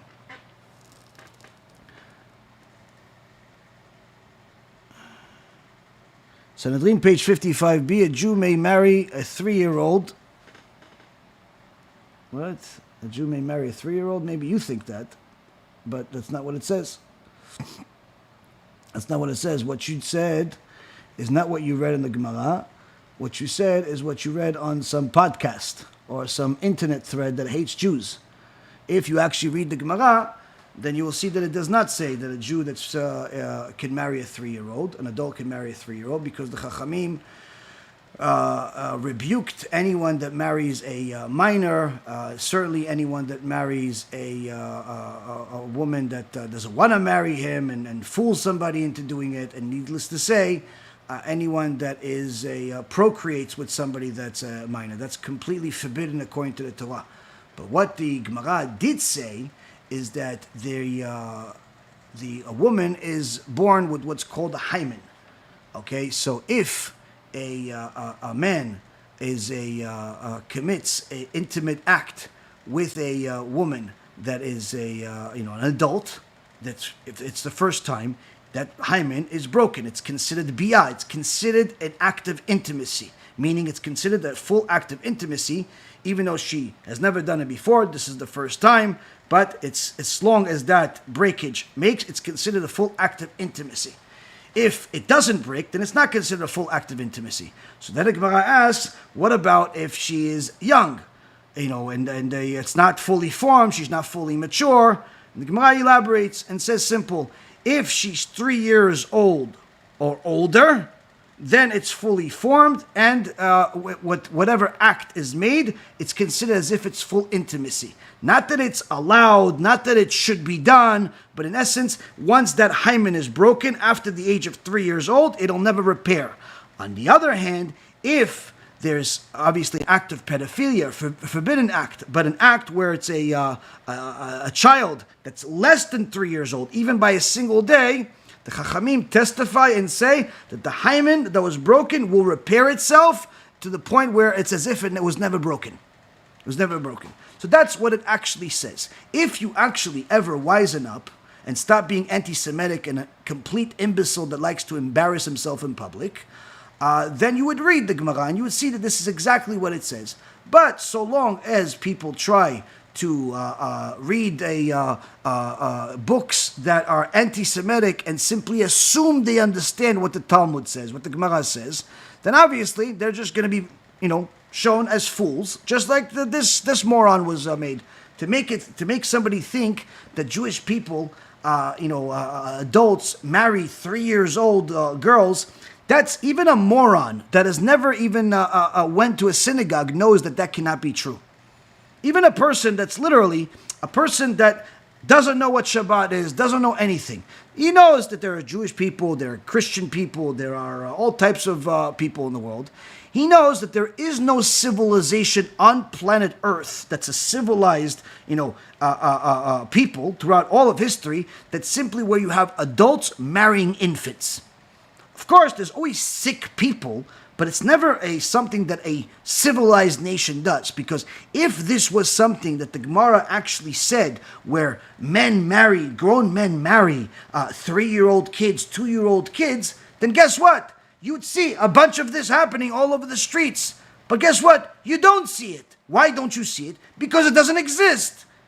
But since people are too busy being anti-Semitic and ignorant and simply dumb, then this is what they portray to people. Say, oh, look over there. It says 3-year-old and it says an act of intimacy. Oh, that must mean that this is what happens.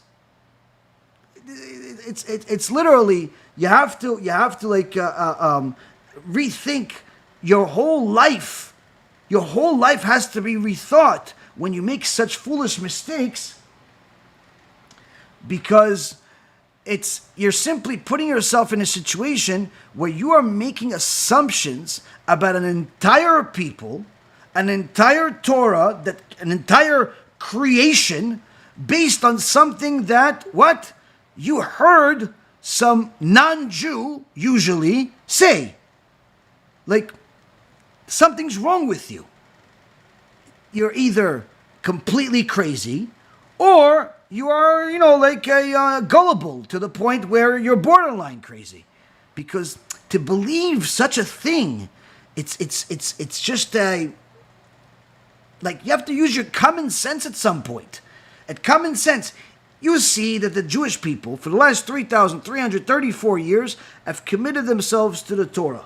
Okay, we still keep the same Torah that we got at Mount Sinai. Surely there are some of us that fall off and stop observing, but generally speaking, our people have been keeping the same Torah for 3,334 years. Have you ever seen any books written, anything, films made, anything throughout history, articles written, where you see an entire group of Jewish people marrying little infants? Have you ever seen such a thing? Have you ever heard of such a thing? Is there such a thing ever existed in history? Now, you have seen us keep the kosher laws. Why? Because it's in our Torah. You have seen us keep the holidays. Why? Because it's in our Torah. You have seen us have the chuppah, the Jewish ceremony for marriage. Why? Because that's in our Torah. You have seen us, do all types of things in accordance to our Torah. Why? Because we follow the Torah. So if what you said is in the Torah also, how come you don't ever see it throughout all of history? You never seen a grown man marry a 3-year-old person. How come? Why don't you see it? So this is, again, an act of lunacy that is highlighting the ignorance of the generation. And it simply needs to be addressed once and for all to make people understand that at some point you're not going to be prosecuted by God simply for mistakes. At some point you're going to be prosecuted by God simply for your elective stupidity. Your elective stupidity. You chose to be stupid because you chose simply to believe something that doesn't even make common sense to any normal human being. No normal human being would believe such a thing. So how can you think that an entire people that is considered holy according to all other religions has such a thing? How can you bring yourself to think such stupidity and not literally be so ashamed you want to bury yourself and literally in some cemetery and never come out? How do you live with yourself with such stupidity running in your house? Do you have a brain or cockroaches in your head? How does somebody live? How do you put your pants on? How do you survive an entire day with such high level of stupidity without somebody instituting you and putting you into an insane asylum? How could that be that such people walk around earth and actually believe that they're civilized with such stupid beliefs? It's mind-boggling to me. Does Judaism have different laws from other places? Absolutely, but that's intentional. That's intentional. But to say such a thing, this is no different than the blood libels where the Gentiles say that we eat matzah on Pesach that has blood in it. Like, obviously, anyone that's normal today knows that that is the second highest level of stupidity in history. The first one being today. Well, this 3-year-old thing. The second highest level in history is literally when they thought that we put blood of people in the matzah. And they literally murdered countless Jews because of this false belief. Now, who didn't believe it? Anyone with common sense. Anyone with more common sense than hatred in their heart didn't believe such a thing. Why? Because it doesn't make sense. Why would we eat people? Why would we, it's just such a dumb thing to think. But again, this is not 500 years ago. This was, as you can see, Rabotai, live today. People are saying this on the internet, that they heard from someone somewhere that Jewish people marry 3-year-olds. Where do you see this in society? Where? Where have you seen in history Jewish people marrying 3-year-olds? Where do you see this? Oh, I didn't see it, but it's written. Well, everything else that's written, we do. So how come we don't do this? How come we never did this? Because that's not what it's written. Go read it and see it doesn't say that. And stop being such a fool in public. You're embarrassing yourself to the point where you're bringing shame on yourself, your people, your family, and literally the world of Gentiles. You're making Gentiles look stupid. And I know plenty of non-Jews that are very bright in a lot of different ways. Not just archaeology and mathematics, very bright in Torah. You're literally making Gentiles look so stupid they shouldn't be part of the civilized world. What is wrong with you to say such a thing? Go study. Look at the book before you quote it. An act of stupidity that's elective is inexcusable. You literally made 8 billion people look stupid. You should be ashamed of yourself for making such a dumb statement without qualifying it, without checking it, without looking anything. Literally, you should be ashamed of yourself for such dumb things that you say without even checking it. You're going to make a public statement, by all means, make whatever you say. Freedom of speech, they say. But at the very least, say something that makes sense. Say some words of wisdom. Say the words that make common sense. Don't just quote some page that you don't even know what it means and then say this is what it says. It's literally, all of you can go. You could type on the internet, Sanhedrin 55b, like what he said. Okay, go, Sanhedrin. Go there. Go see what it says. Go. How about this? You don't even have to go to the book. Go to every Jewish community. Find me one couple that's an adult with a 3-year-old. I'll give you $1 million, cash. Who thinks like this? This is what the world has come to. They believe memes. That's how people learn today. They believe memes and blank statements. Read, Ribono Shel Olam, read. You have eyes to read. And if you can't see, you have ears to hear.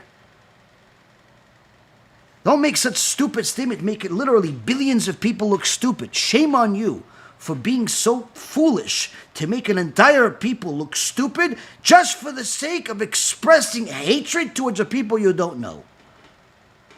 For what? What do you gain out of it? Let's move on.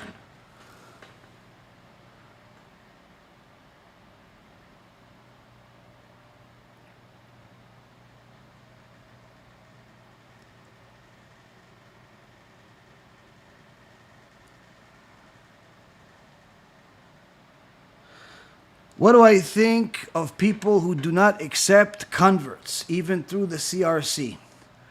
I've spoken about this in the past before. Unfortunately, there are some communities and individuals in the Jewish community that do not accept righteous converts.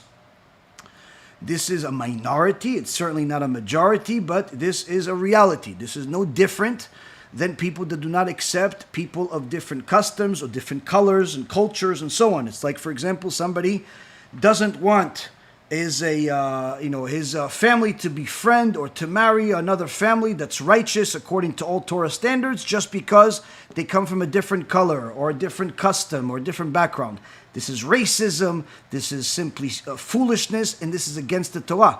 But it's even worse when a person is expressing that type of prejudice against righteous converts. Why? Because HaKadosh Baruch Hu has, as I said, several dozen places in the Torah of how much He loves the converts, He protects the converts, how much we're obligated to love the converts, so much so that the Rambam elaborates on it and says that our obligation to love converts is to love converts more than natural-born Jews, to the point where it's compared to our love of God. We have to love converts as much as we love God.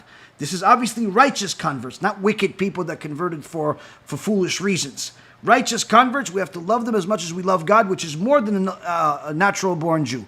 Even more so, some of the greatest leaders in Jewish history, including the Mashiach himself when he comes, come from converts. We read the book of Ruth during this time of the year. Guess what? She was a convert. She is the great-great-great-great-grandmother of the Mashiach himself. The Mashiach comes from a convert. Rabbi Akiva came from converts. Rabbi Meir Baal HaNes came from converts. Shmaya and Avtalion were converts themselves. Yitro, the righteous, most a righteous person that existed at that time, the convert, Yitro, Matan Torah. Matan Torah is Yitro. It's called the Torah portion of where we receive the Torah, which is Shavuot, is called after a convert's name, Yitro. Literally, there are so many righteous converts throughout history that for anyone to reject converts is going against so many parts of the Torah. They simply will have a special place in Gehenna designated for them for doing such things. Now, if a person doesn't want to marry a convert because they don't believe that the convert is righteous, they don't believe that the convert is legitimate, that's one thing. But to simply be prejudiced against converts just because they are converts, this is against the Torah. Now, as far as communities that do not accept conversion, or individuals that don't accept conversions, meaning they don't believe anybody that can convert, these people are considered apikosim. They're considered excluded from Am Yisrael. No such thing as not accepting converts, because converts is part of the Torah. As I said, in several places. Now, there are communities that, and again, this is all minorities. This is not the majority of Jews or even a big portion of Jews, but there's certainly enough to make a stink. But there's some communities that they're not against converts, but they don't accept converts among their own community.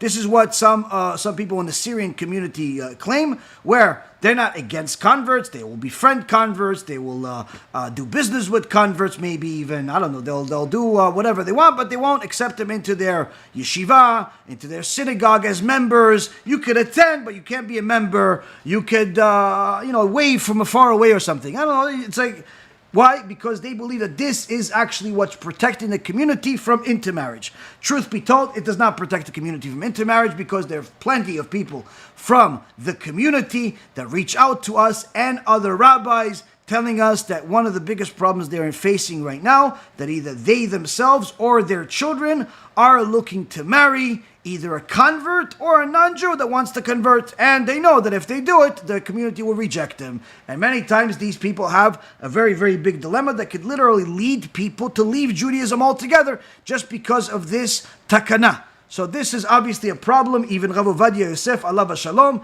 had a very big issue with this takana and told them that they should cancel it. They didn't listen to the Gedol Adol. There's nothing we can do about it. Point being is that the community is doing something because they're following their leaders. I don't believe that everybody within the community believes this, but nonetheless, they do follow it because it is part of their community's culture.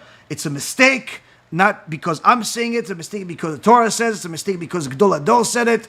It's a mistake that they're doing it. But again, this is not something that you can do anything about. What I would suggest for anybody that is a convert or looking to convert is simply, you know that this is not where you want it. Go somewhere else. Simple. Don't dafka, go to the Syrian community knowing that the Syrian community is not going to accept you. It's like, you intentionally want to marry a kohen, even though you know that you can't marry a kohen, either because you're a divorcee, or you're a convert, or you're a mamzer, or you simply can't marry a kohen.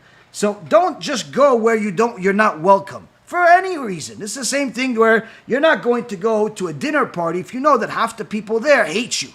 It doesn't make any sense. Now, again, I'm not saying that they all hate. The reality is that it is a problem. It's a problem everybody's aware of.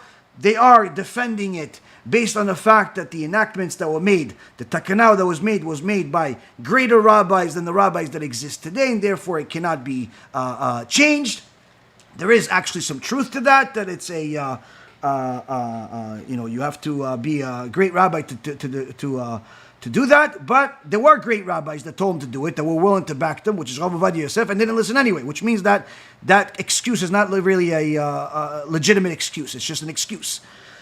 Nonetheless, anyone that's within that community should know that this is a mistake according to Gdolei Adol that are, that loved the Syrian community. Rav Ovadia loved the Syrian community, but he still believed that this was 100% against the Torah. It's a mistake. And many other rabbis have had an issue with this, but there's not much that anybody can do. Now, as far as anyone that is dealing with some of the issues of this, you should know this is something to avoid. This is something to avoid. Why? There's no point. You're not going to change it. You're not going to change them. You're not going to change the community. You're not going to change their minds. This is what it is. If the biggest rabbi in the world, was not able to change him, you're not going to change him. So simple. You want to avoid it, and that's it. It's guys that are, or girls that are in the community that are marrying a convert. I personally would recommend for you guys to simply move to a different community. Why? Because if they haven't caught on to the fact that you are that your spouse or you are a convert, they haven't caught on to it yet. They will catch on to it eventually. And it could become a very, very big public disgrace and an embarrassment for you when somebody wants to marry your kids, but they check that really the kid is coming from a convert, and then they'll break up the marriage. It can become a big disaster. So my personal words of advice for you is, if you're a convert, you're married to a convert, simply leave the community, go to a different Jewish community, Ashkenazim, Sephardim, that's up to you. But the point being is, go to a different community. Don't be part of a community that you know there's going to be problems at some point. Don't be part of a community that you know that they are going to they create an issue. Same thing with schools. Sometimes there are schools. There is a school that is opening here in Florida. They are claimed to be backed by the Syrian community. They are part of the Syrian community, and they're looking to open a Sephardic yeshiva. This is all wonderful. Wonderful. You want to open a yeshiva in Florida? That's very good. Sephardic yeshiva, even more wonderful. But there is some bad news there. What's the bad news? On the application itself, they have literally in big red letters, we follow the tradition of the Syrian tradition of converts, meaning we don't accept converts. We don't accept converts. This is in the school application. Now, they don't have that many students, but I could bet you $1,000. Not that it's really a bet, just hypothetically speaking. I could bet you that there's, out of however many students they have, 50, 100, 200, 500 people that they have, students, there's at least a handful of converts in there. Either they haven't caught on to it, or they're simply so new that they need the money that they're looking to look the other way. But this will be a problem at some point. Why? Because if you're bold enough to put this statement on the application, that means that this matters to you. And the person's life, the person's well-being, the person's honor, the convert I'm talking about, doesn't matter to you. What matters to you is these big red letters.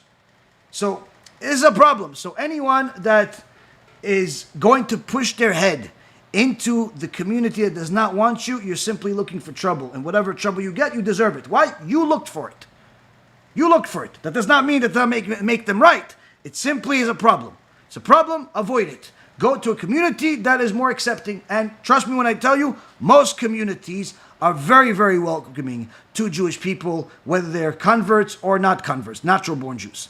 Most communities are very welcoming, and there's plenty of them. So there's simply no reason to stick your head where you know it's not welcome. People that do it simply are looking for trouble. It's my words of advice for anyone that is dealing with this. Avoid it. It's simply not necessary. It's not a necessary problem. You're creating problems for yourself. Okay, next question. We're already 2 hours and we haven't answered that many questions.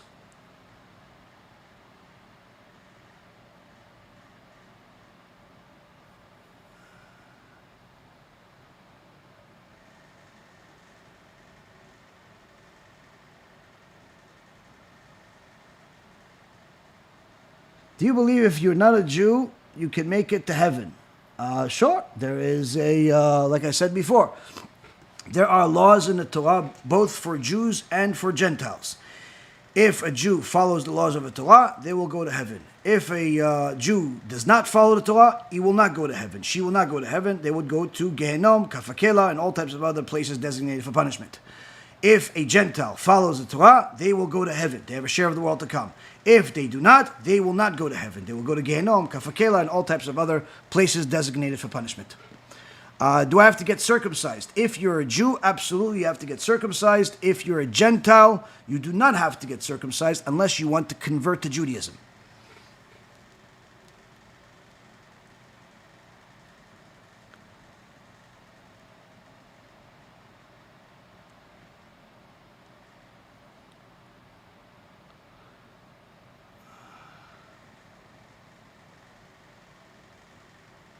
Any word on the red heifer sent to Israel?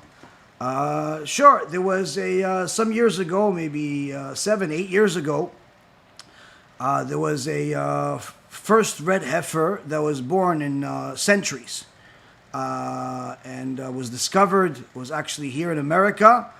Later on, shortly thereafter, there was a second one that was born.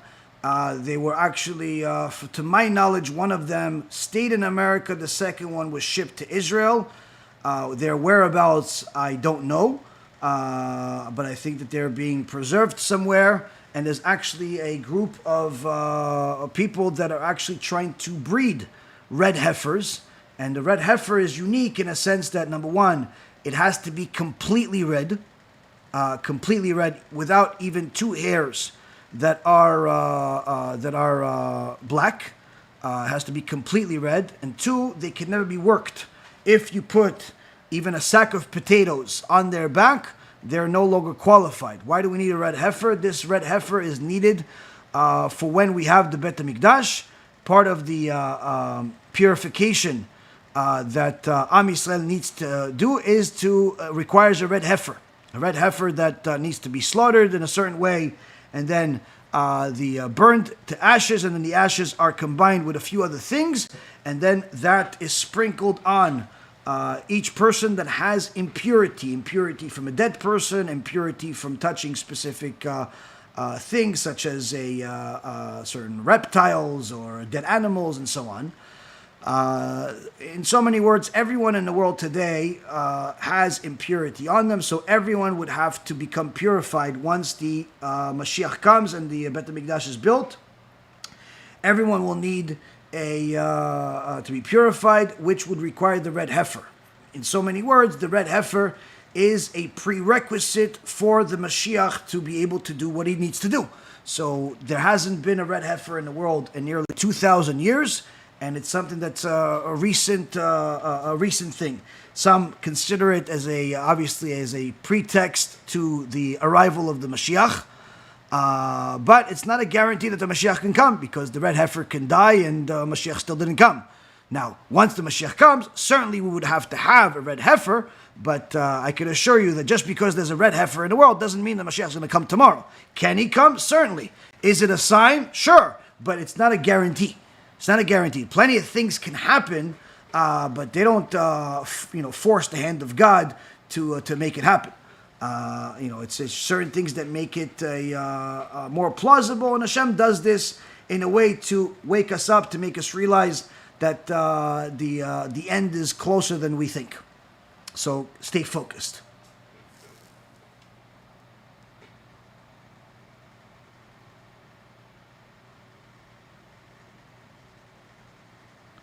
There's no such thing as religious conversions in the Old Testament. You cannot just turn into a Jew. This is obviously coming from a person that, number one, is not Jewish, and number two, someone that did not read the 5 books of Moses even one time. Because had you read the 5 books of Moses even a single time, you will find no less than 46 places where it talks about converts. So where do you think these converts come from? Mars? Pluto? From the sun maybe? Maybe they come from underground? They come from the ocean? Where do you think these converts come from? Where do you think these converts come from? They come from what? Did they come from a outer space, like perhaps maybe you came? Where do they come from? The Torah mentions converts 46 different times. How HaShem protects the converts, loves the converts. In fact, there's even a verse in the Torah that says, anyone that hurts the converts, HaShem says, I will take out my sword and kill them. Literally, there's a verse in the Torah that says, HaShem, I will take out my sword and kill you. Take revenge against you for hurting my converts. So what? HaShem was lying? He was just joking around? Just so one day on TikTok somebody could say, no, there's no converts? Like, think, Ribono Shel Olam, think. You're representing your people. You're representing your family. You're in public. HaKadosh Baruch Hu is watching you. Make these statements come out of your mouth. Aren't you ashamed? Aren't you ashamed of yourself to say such blank statements? This is like saying, I know your entire personality and yet I don't even know your name. I've never met you, we've never spoken, but I know everything about you. This obviously is a blank statement that's meaningless, that's stupid, that's ignorant, and in so many words would qualify me to be insane to make such a statement. I know everything about you, I don't even know your name. So how can you say such statements about the Holy Torah without ever reading it? Without ever understanding a single verse in the Torah? You're representing your family, you're representing your people, you're representing literally so many people with this statement, and you're making so many people look stupid. What is wrong with you? You should be ashamed of yourself. Shame on you for being so stupid, ignorant to the point of irresponsibility for an entire generation of people. An entire generation of people is suffering because of your existence.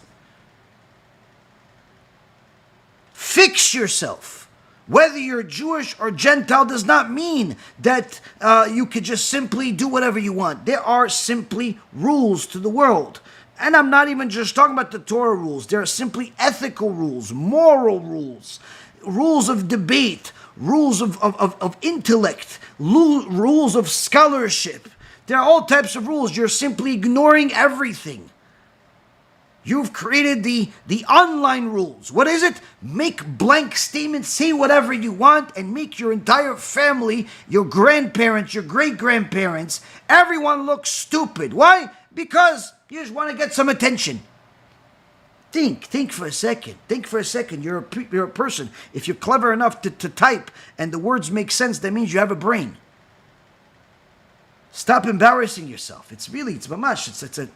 It's wrong with people. Educate yourself. Read some books.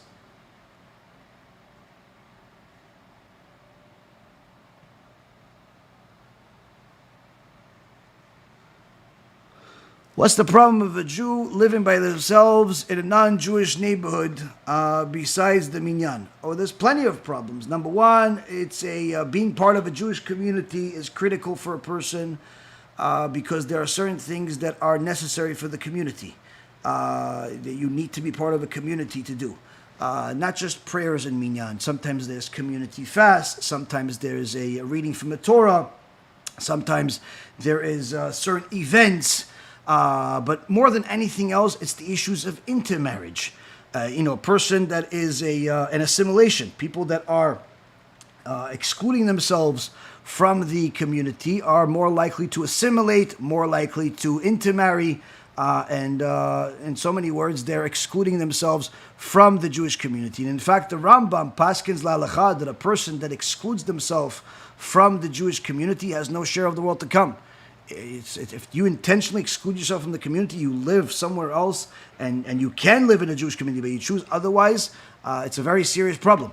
It's a very, very serious problem. So there's plenty of things that a person needs to a Jewish community for. One of them, you need kosher food. You're not going to find kosher food in non-Jewish communities. You also need to know that it's not just about you. Sometimes it's not about what your needs are, but rather the community needs you. The community needs you to be part of it because they need another person for minyan. They need another person to do chesed. They need another person to teach. They need another person to learn. So it's not just about your needs of the community. It's rather that the community's need of you also. So it's a thing. The other thing is also Kol Yisrael Aravim Zeh Lazeh. All of Am Yisrael are obligated for each other. They're responsible for each other. How could you be responsible for other Jews if you're completely separating yourself from them? So it's important for a person to know that to exclude yourself in perpetuity, pretty much, without a care in the world from the Jewish community and live in some big piece of acreage in Montana by yourself with your cows, that's not going to serve you well. Your kids will have a very big problem getting married. Your marriage in general will be very, very difficult because over time it becomes more and more difficult to be observant when you are alone. Support is necessary.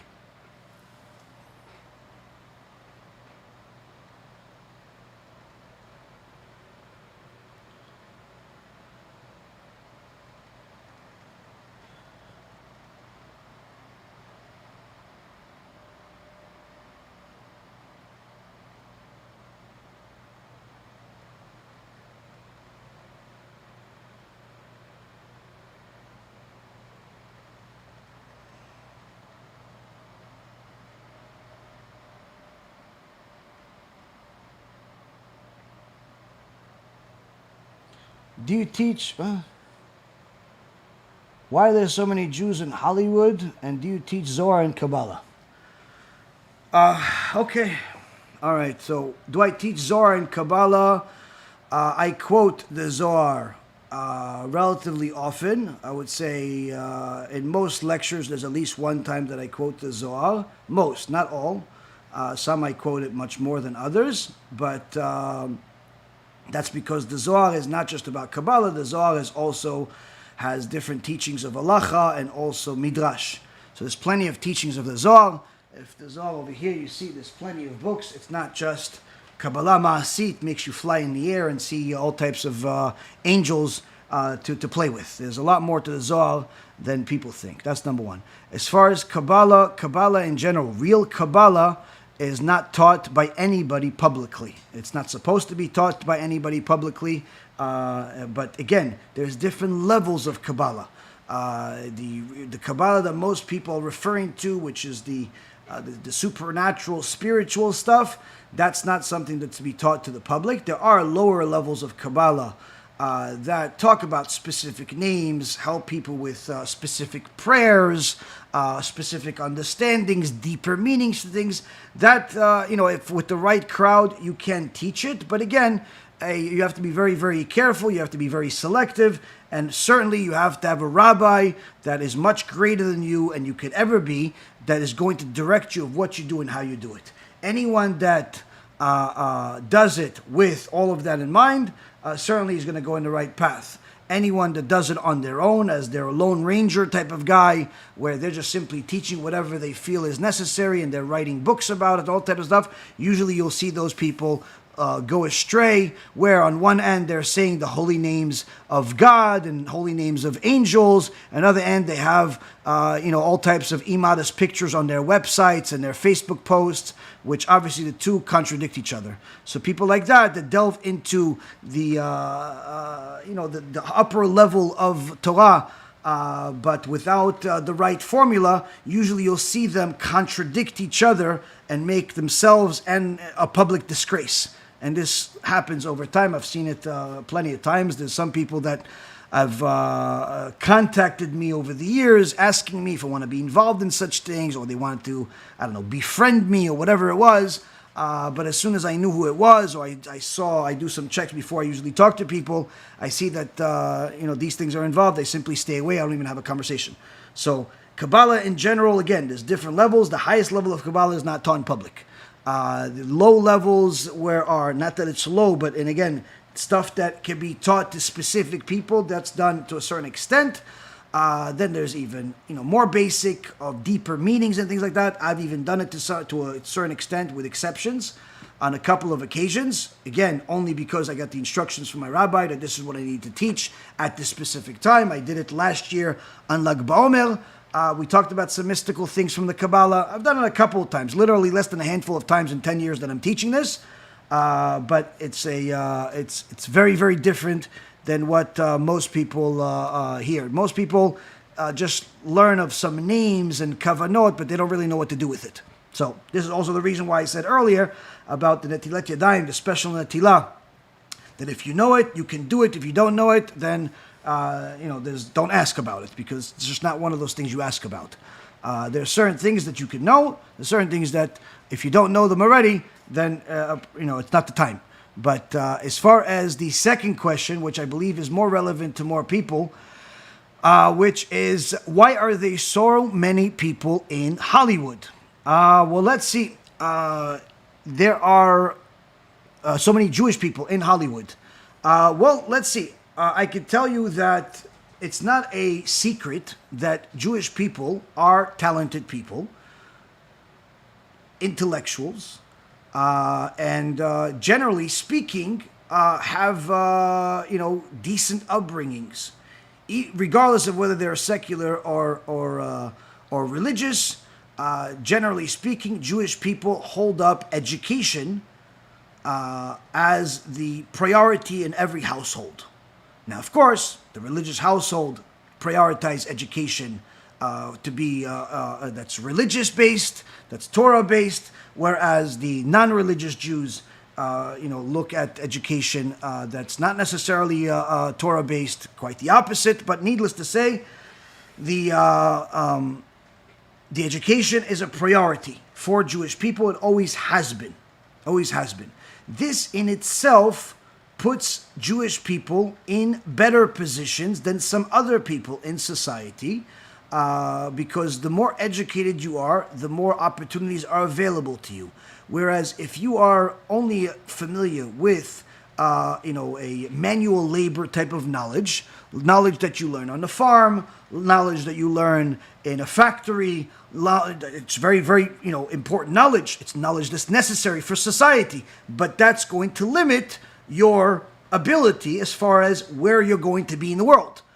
So if a person comes from a certain background where they were taught farming, or they were taught, to work with steel, or they were taught all types of other things, fine. That puts them in a certain box of opportunities. A person that was taught, by, let's say, parents that were doctors, where medicine was of utmost importance in their household, that person will be in a certain box.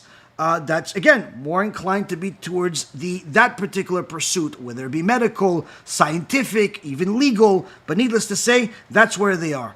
Other people that have other forms of education and upbringing will have that. So this is, again, a known thing that Jewish people have prioritize education over all other people out there. Now, the way that you see this highlighted most is not necessarily in Hollywood, but rather in the general success and the involvement of Jewish people in the world at large. Hollywood makes a lot of noise, but more or less it's a small little sector in a very, very big world. There's much more than just simply Hollywood. You have medicine, you have legal, you have taxation, you have import-export, you have so many different avenues of worlds of industries, and you find Jews in all of them. You will find Jews in all departments of science.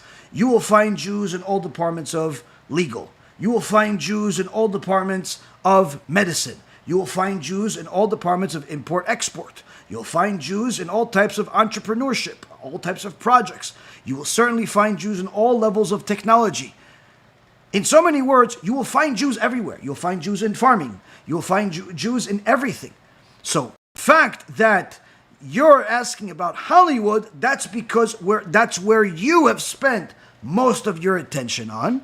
You haven't studied much about import-export. You haven't studied much about medicine, perhaps. You haven't studied much about the sciences. You haven't studied much about agriculture. You haven't studied much about probably anything else other than video games and maybe some movies on Netflix. So to you, your world is as big as Hollywood. And therefore, when you see people like Kanye West and Mel Gibson and all types of other famous anti-Semitics, go out there and say, oh, Hollywood is controlled by Jewish people. Why? Because there's 30 executives here and 15 executives there and 20 executives there. That means that it's controlled by Jewish people? First of all, do you know how big Hollywood is and how many thousands upon thousands of people work in Hollywood and how the overwhelming majority of them are not Jewish? They're African American, they're of Asian descent, they're of Indian descent, they're of all types of walks and colors. And in fact, why don't you say the same thing about the medical world? Why isn't it that, as soon as somebody gets sick and, they need to go to a doctor and they ask, oh, who's my doctor? And they say, oh yeah, it's some Jewish doctor. Usually the average person smiles. Oh, it's a Jewish guy? Okay. How come? How come the average person is happy to hear they have a Jewish doctor? In fact, they're so happy about having a Jewish doctor, they brag about it to their friends. Oh, my guy? Yeah, no, I have the best doctor. Why? He's some Jewish guy. This guy's a genius. What does it matter that he's Jewish? Is he observant? No. Is he go to synagogue? Probably not. But he's Jewish. Why? Why are you proud of the fact that he's Jewish? If he was in Hollywood, he was no good. But if you're a Jewish doctor, you like it. Oh, I have the best lawyer. He's such a good lawyer that by tomorrow, you're going to be working in Alaska. That's what Al Pacino says in the movie 30, 40 years ago. Why? Because he's a Jewish lawyer. Why is everybody proud to say, I have a Jewish lawyer? Now, if you have a non-Jewish lawyer, he could be just as good. But if you have a Jewish lawyer, you make sure to let everybody know, my lawyer is a Jewish lawyer. How come? Now, if your lawyer is a black lawyer, if your lawyer is a Chinese lawyer, if your lawyer is from Uzbekistan, your lawyer is from India, nobody says, oh yeah, I'm so excited because I have an Indian lawyer. Nobody says that. Oh, I'm so excited because my lawyer is from Tennessee. Nobody says that.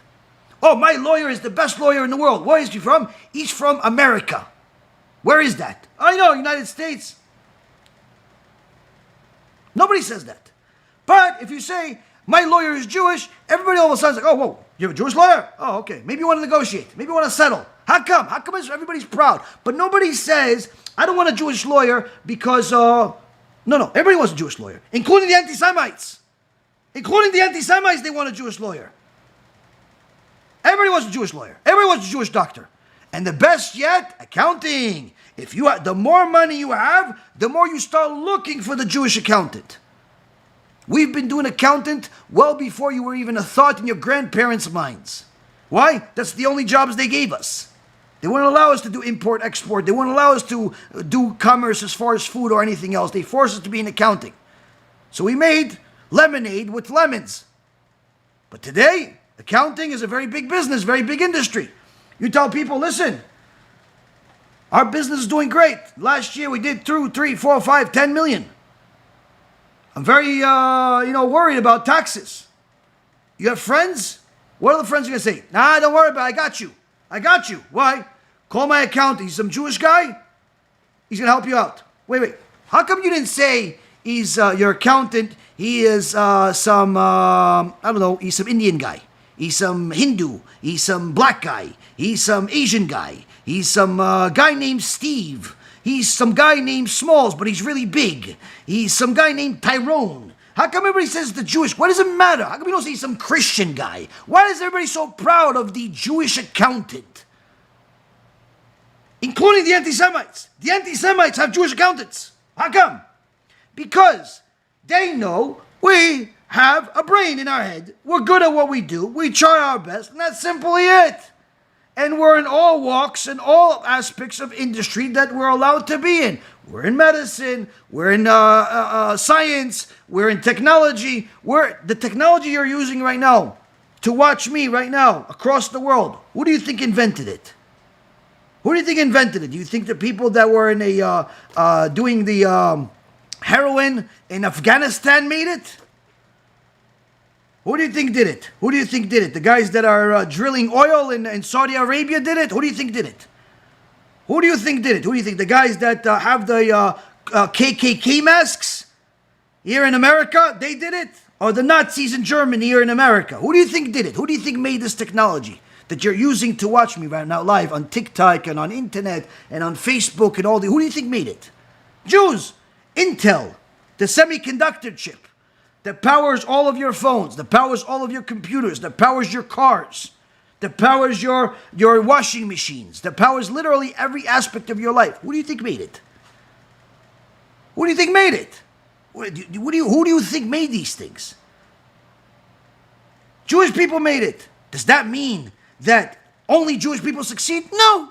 There's plenty of successful African Americans. There's plenty of successful Africans that are not Americans. There are plenty of successful people from Asia. There's plenty of people successful from India. There's plenty of people successful from all walks of life. Now, if I were to say, you know what?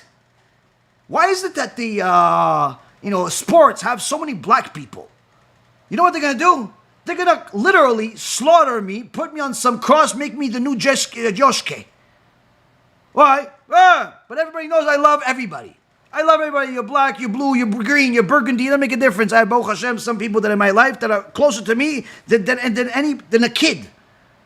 And they come from all walks and sizes and all shapes and colors. I care less. I don't see color. But if I made the comment, how come the sports, the NFL, has so many black people? How come the NBA has so many black people? Oh, look at this Jewish guy, he's so racist. It's not a racist statement. It's a reality. You know why there's so many black people in sports? Because they're more talented. Simple. They're more talented. That's it. That's the end. It's not because they have better attitudes. It's not because they have better upbringing. It's not because they're smarter. It's not because they're stupider. It's not because their eyes are like this and their nose is like this and my face is like this and their face is like this. Doesn't make a difference. They're simply more talented and they're more suitable for the field. That's it. Simple. Guess what?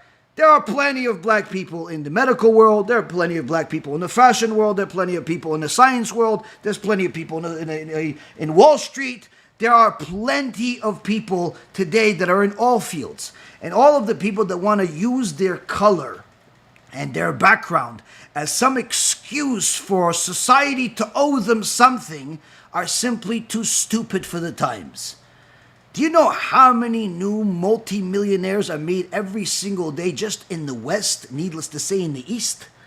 And do you know that there are more wealthy black people today than any other time in history? There are black people that have made a fortune, literally hundreds of millions of dollars in real estate, in marketing, in technology, in all types of entrepreneurship. So are we going to start saying, how come there's so many black people that are in blah, blah, blah? Oh, what do you mean? They put themselves there. They made success there. Baruch Hashem to them. Good for them. What's the problem? Why does their success have any correlation to the field? What difference does it make? He wants to put himself there. Put himself there. Oh, how come there's so many Mexicans in the field of agriculture? They want to be there, let them be there. Guess what? If the Mexican wants to be a comedian, or he wants to be a pharmacist, or he wants to be a lawyer, or he wants to be a real estate mogul, there's Mexicans in everything. One of the richest men in the world is a Mexican guy that owns literally everything. He owns telecom, he owns real estate, he owns all types of businesses.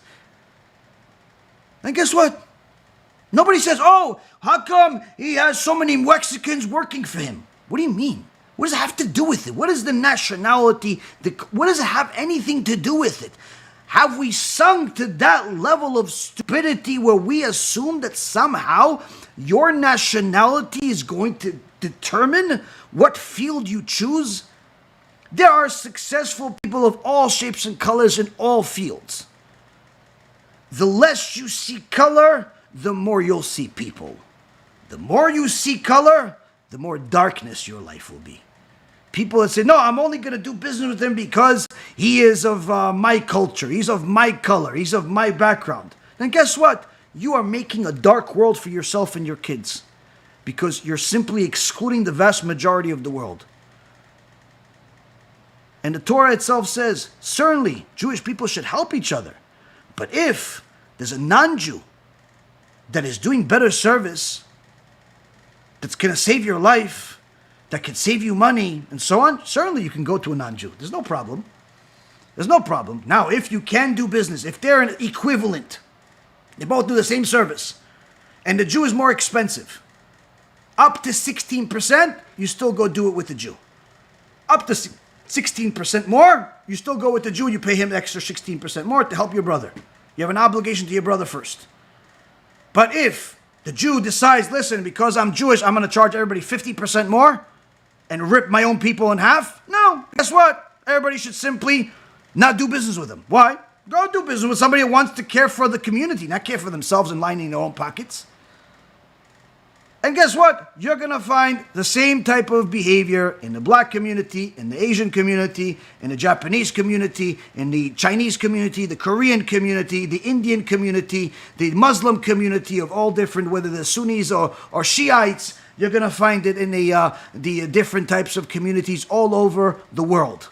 Every community has certain customs, certain things that they try to do, certain things that they're far away from. But you will see that over time, their people spread around into different fields and different interests.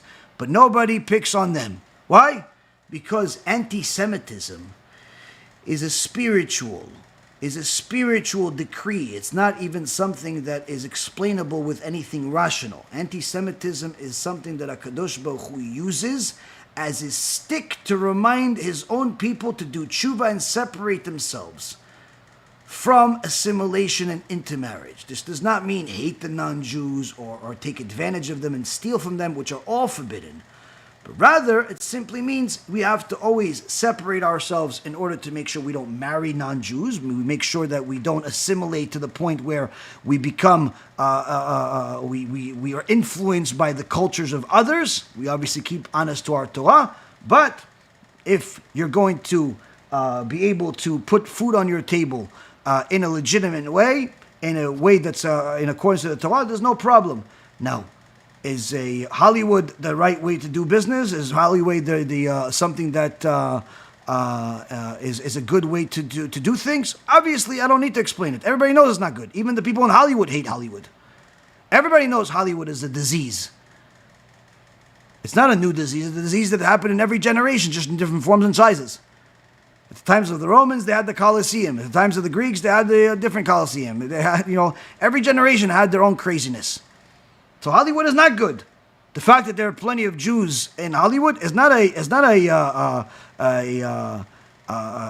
something that the Jewish people are proud of. There's nothing good about the fact that there's plenty of people in Hollywood that happen to be Jewish. The fact that they're there, let them be there. This is not our pride. It's like saying, oh, there's a lot of Zionists, Jews. That's not something that we're Jewish people are actually proud of. Zionists are anti-Jewish. Zionists hate Judaism more than the non-Jews. If you only knew what's happening in Israel right now with the Zionists versus the real Jews, the Jews that actually are observant to the Torah. Literally, if the comments that are made by them today, in the last 5 days, by newscasters, if any of those comments were made by any newscaster that's not Jewish in the world today, literally they would make a bigger example of him than they made out of Kanye West. Kanye West made some nasty comments against Jewish people. They pretty much, the whole world wrote him off. I doubt the guy is gone forever, but the point is that he lost a lot of business because of all of his stupid comments. Guess what? What he said, what Kanye West said, is not even a kindergarten next to what our own Jewish brothers that are mentally and spiritually deformed because they're into Zionism and lefty liberalism are saying about us. They're taking caricatures from the times of the Holocaust and putting them on the streets, putting them on the news, saying that the religious Jews are bloodsuckers and all types of terminology that the Nazis use. And it's not Nazis saying it. It's Jewish people are saying it. They're obviously against the Torah, but they're Jewish nonetheless. And they're saying this on television. They're saying this in the streets. They're protesting with this. And guess what? Nothing we can do. Are we proud of these Jews? No. Can we help them? Some of them. Some of them we can help, and we try to help them. But unfortunately, you can't help somebody that doesn't want to help themselves. So you can't just simply stereotype an entire people just because your world is so small. If you learn more about different fields and industries, you will see that there are people from all shapes and sizes in every field. But if you're looking for any one particular one, you will find it in every field. If you're a black person, you will find black people in every field.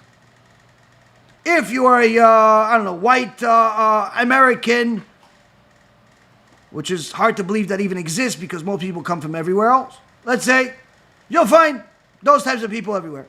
Irish descent, German descent. If you are a Italian, you'll find Italians everywhere. You'll find your own people everywhere. You'll find whatever you're looking for everywhere. Does that mean that it's better or it's worse? No, it's just simply people that chose that field. That's it. It's just simply people have to grow up, educate themselves. Stupidity is not excusable. Stupidity is a choice.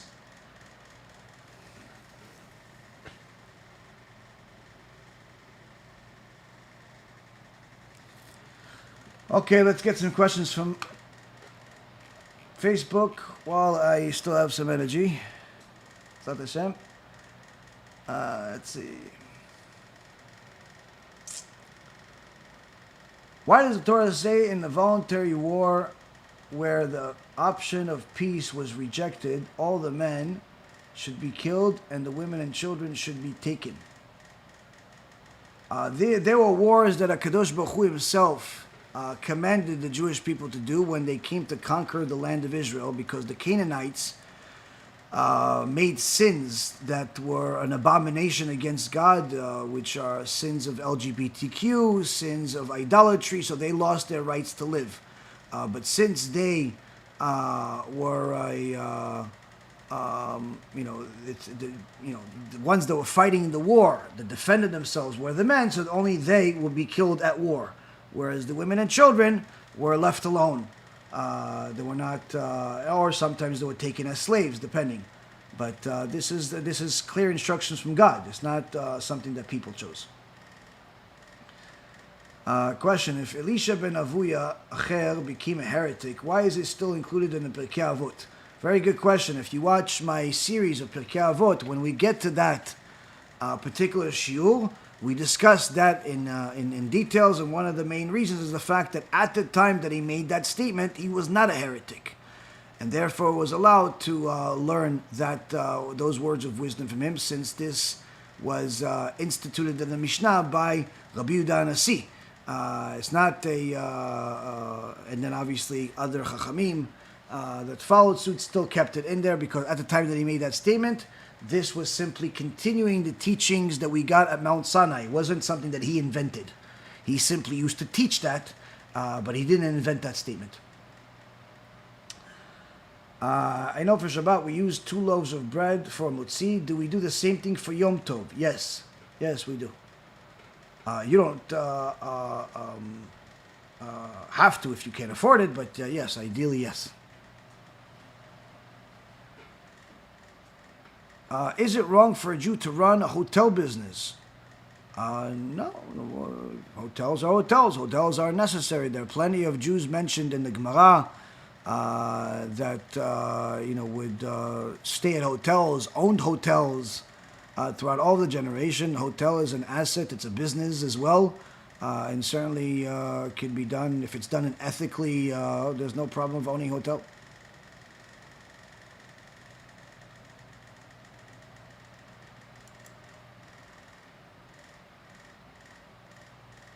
Okay. Let's see. In the end of days, when 2/3 of the people in the world will be wiped out, where are their bodies going? Like, would it mean that the remaining third will bury them? Yes, actually, the prophet says that one of the things that will happen is going to be a 7 years. It will take 7 years to bury all the bodies and so on. Yes. Kvod Av, is it okay if a certain Jewish community charges a big initial payment and then a considerably large monthly fee in order for a convert to make part of it. I believe that they charge to Jews by birth too. If they charge everybody, then you can't say that they charge the convert. You're saying they charge everybody. If they charge everybody to be part of the synagogue, then there's no problem with it. Anyone that wants to be part of that synagogue has to pay the fee. Most of the places that charge membership fees, usually they have paid members and non-paid members, meaning usually they don't tell you that if you don't pay, you can't attend the synagogue. They simply tell you that if you don't attend, you have to pay for the different activities that membership includes.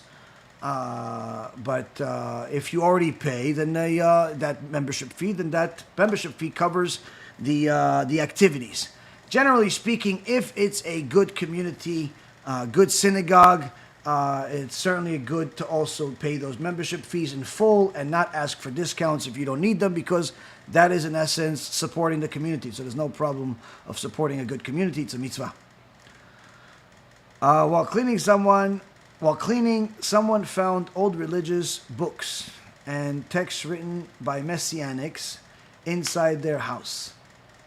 What would the proper way of disposing them, considering they contain some Hebrew letters to the Rabbi?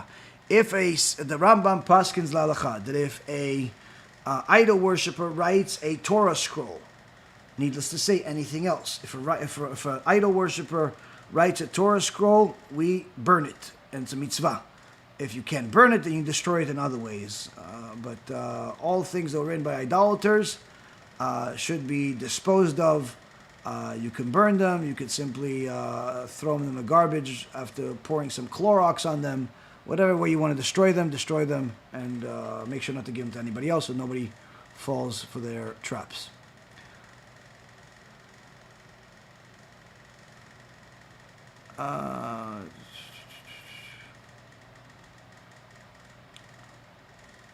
Okay. Can you go about the Chol Shavuot? We did that already.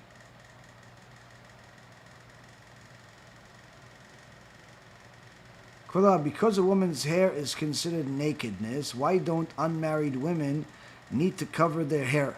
A very good question. In fact, according to the Rambam, this is actually followed by Yemenites that still live in Yemen to this day, that girls that are from the age of 6 years old have to cover their hair.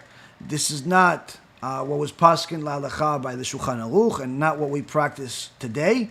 But he actually paskin like your question, that since girls' hair is in essence considered a provocative, or it could be, then certainly they should cover it. But they didn't paskin like halacha to this, because they said that a woman that is not married, if she's following the Torah, she's righteous, you don't have to worry about those things with her, because she's not with anybody. And when she eventually is introduced to someone, to a shidduch, to marry someone, then she's obviously going to cover her hair once she gets married. But before they get married, the person needs to be able to see this person and see that they're attracted to them. This does not mean that a woman could walk around however she wants with their hair. Modesty also includes the hair, meaning even the hair of a woman has to be modest, even if she's single, where she has to walk around with a ponytail and her hair collected of some kind. She can't walk around like a horse's tail, or in all types of perms and hair like she she's running against the wind. No, woman's hair has to be in modest, tied up, some type of bun or something like that. So it doesn't need to be covered, but it still needs to be modest. This is very important to know.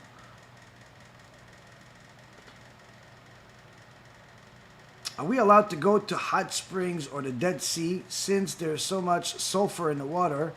It's not good for the neshama. I'm not sure who told you that it's not good for the neshama, but that's not what you'll hear from Jewish people that are learned in Torah. In fact, there's a lot of value to going to the Dead Sea. It's very good for the skin.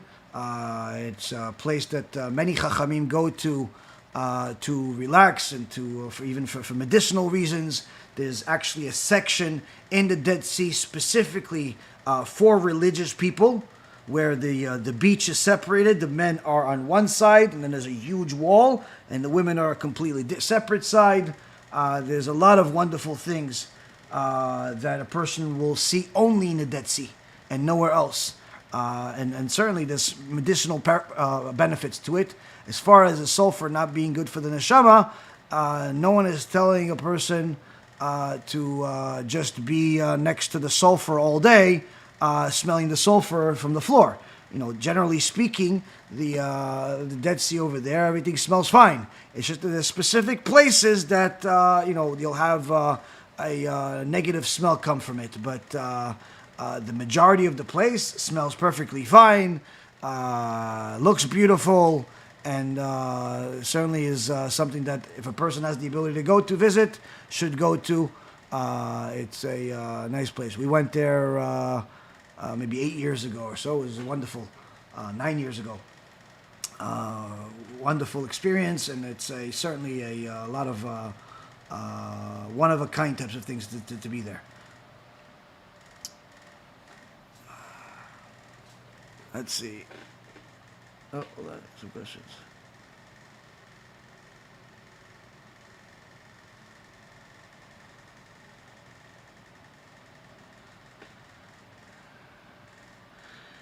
Yeah, but converts to Judaism, I already said, everybody can convert to Judaism. My mom's maiden name is Sephardic. Would I still be considered a Jew despite her being Christian? No. Judaism is not determined by last name. Judaism is determined by the belief in what person follows. How does Judaism feel about agnostics and atheists? Judaism is the Torah, and the Torah says that people that are agnostic and atheist go to Gehenom and don't come out, because they do not believe in the Creator that created them. Why would anyone look at them any other different way? If the Torah is real and a God created the world and a God gave us rules, then someone that doesn't believe that God, according to all opinions of all religions, that person certainly is doomed. There is no religion that believes that someone who does not believe in the Creator is going to be okay. There's no such thing. So that's simply logic. Needless to say, the only religion of truth, the Torah, is going to tell you someone that is not following the Torah is obviously going to be punished severely. Very simple. Can people convert to Judaism with zero Jewish ancestries or parents? Yes, absolutely. I've mentioned that before.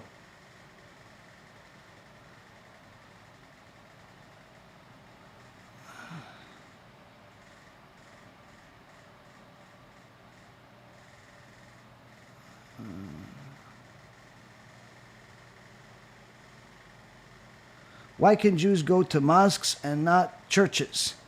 That's because although the religion of Islam is based on a Quran that is full of lies and mistakes, it's still praying to the one and only God. In Arabic they call it Allah. In Judaism we have the name HaShem, which means the name. But we believe in the same God as each other. On the other hand, the Christians, anyone of Christian faith, anyone of the parts of it, whether it's Catholicism, Christianity, Protestant, Lutheran, anyone that believes in the New Testament believes in the Trinity, and believes in a man God. That in essence God became a human being. These are all considered forms of idolatry.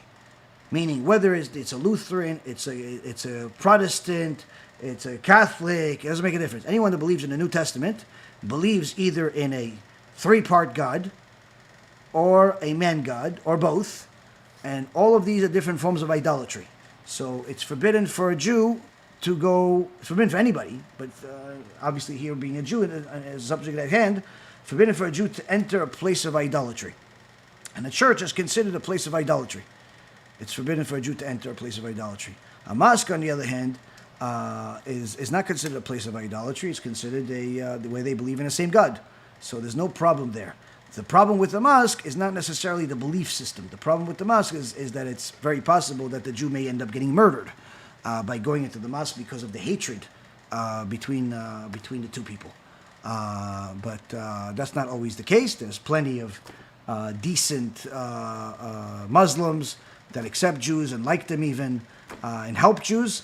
But unfortunately, there are many, many more that don't. So anyone that is careful, has to know where they're going and why they're going. But either way, a Jew should go to synagogue and not to a mosque and not to a church and not to anywhere else. But yeah.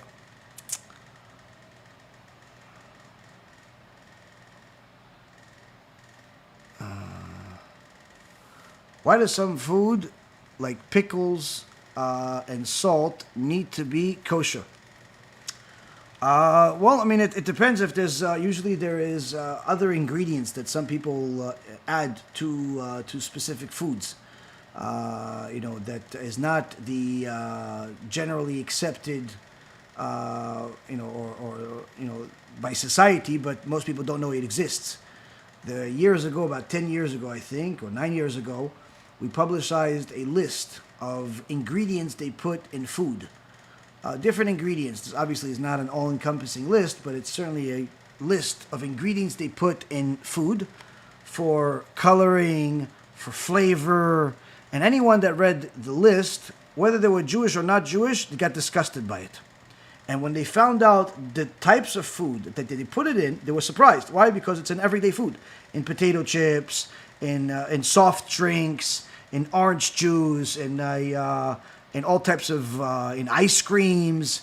Literally, people were very surprised of how sometimes the ingredients are so vile and disgusting that nobody would want to eat these foods had they known that these ingredients include. For example, bugs such as beetles are often used for food coloring. This is the reason why the orange juice Sunny Delight was not kosher for many years until they removed the beetles they used to make the orange more orange. There is so bugs and are used for that. There's also different body parts of different animals that are used for flavoring. One of them that I found most disturbing, you could find on the list, is the rectum of a raccoon. Apparently somebody somehow found out that the rectum of a raccoon makes a good flavor for food. Obviously this is not kosher, but your average person doesn't know that they use this type of stuff in food, but they do. And they use the bones of different animals for gelatin, and there's plenty of different things that are in food flavoring in food today that the average consumer does not know. Hence the reason why anything that a person eats has to have a kosher certificate, because that tells you that even whether it's the ingredients that you're aware about, such as the cucumber and the vinegar, or the ingredients that you don't know about, such as certain preservatives and certain flavoring and certain things, the stuff you know about and the stuff you don't know about, all of it is kosher. So that person can sleep at night knowing that whatever they eat is kosher. Many times people don't realize that pizza, when you get it from a non-kosher pizzeria, you're not only eating non-kosher pizza, you're also eating meat, because the cheese itself is made with meat. And more often than not, the sauce is also made with meat. So non-kosher pizza is not only not kosher because of the dairy aspect of it, it's not kosher because of also the meat. You're eating milk and meat. Same concept when a person eats salad at a non-kosher restaurant. That salad has non-kosher ingredients in it. What could possibly be non-kosher in a salad? Simple, bugs. Bugs are not kosher. We say, no, they don't serve bugs. Sure they do. You go to a non-kosher restaurant and you see how they prepare the vegetables, and you will see how the kosher restaurant prepares the vegetables, and you'll see the difference. 5 minutes. 5 minutes, you'll see how they wash the vegetables and clean the vegetables in a kosher restaurant. 5 minutes, you'll see how they wash the vegetables and clean them at a non-kosher restaurant. Then, after you see the salads, you go test both of them. Go buy a salad here, go buy a salad there. you're, in so many words, the bigger the salad, the more of a guarantee that you will find that there is multiple bugs in the non-kosher salad. In the kosher salad, rarely you will find any bugs. Why? Because the cleaning process of vegetables that's obligated on kosher food is much more extensive than anything that they do for non-kosher. It's not a problem for a non-Jew to eat bugs. In fact, some of them do it electively.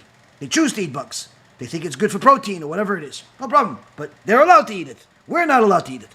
So these types of things, they may not intend to have an extra few bugs, beetles or maggots or spiders or whatever, worms in the salad. They may not, be excited about the fact there's a few flies crushed into 15 different pieces in the salad at the non-kosher restaurant, and they're hoping that the customers don't find it, so they put a little extra sauce on there. But the truth is, anyone in the restaurant business knows that this is everyday business. It's practically in every salad you're going to find it. Why? Because the process of cleaning the vegetables is, it's very minimal. Very minimal. They just want it to be crispy, look good on, on top. Inside, no problem. If you find a fly, they'll give you your money back. If he's still moving, probably get a free dinner.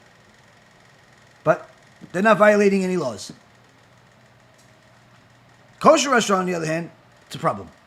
So again, we have to make sure that the everything is kosher, not just the stuff we know about, the stuff that we don't know about. Anyone that wants to see this list, it's on our website. You go to be'ezrathashem.org. There is an ebook section. You scroll down, you'll see foods list or something like that. And there's a list that my wife, the Rabbanit, made maybe 8 years ago, 10 years ago, of different ingredients, which are very, very interesting. Okay, Rabotai, thank you very much for learning with me. It's been almost 3 hours. I still have to have some energy to do another lecture later tonight in Hebrew.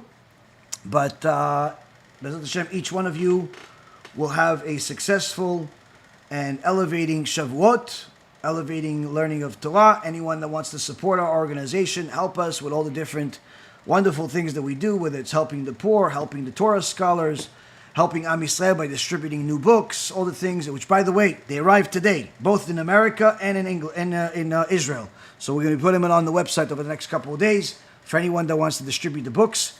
They arrived today. Oh, also, we have the new thing. This is also in the Q store. Anyone that is ordering the new car magnets, these are free. So don't worry, it's not a money-making endeavor here. This is all free. It's cost me money.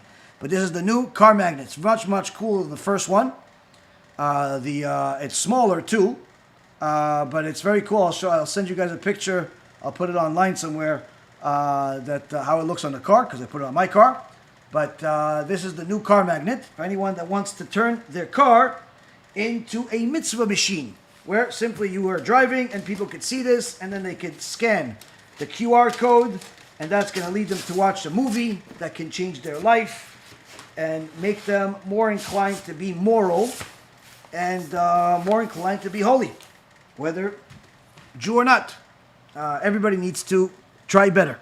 And B'ezrat Hashem, each and every single one of us will try more, will do more, will help more, will show our belief in Hashem, not just when it comes to the simple things, but even the things that are more difficult that affect our pockets. So B'ezrat Hashem, you all succeed, we all succeed, and we'll see each other next week.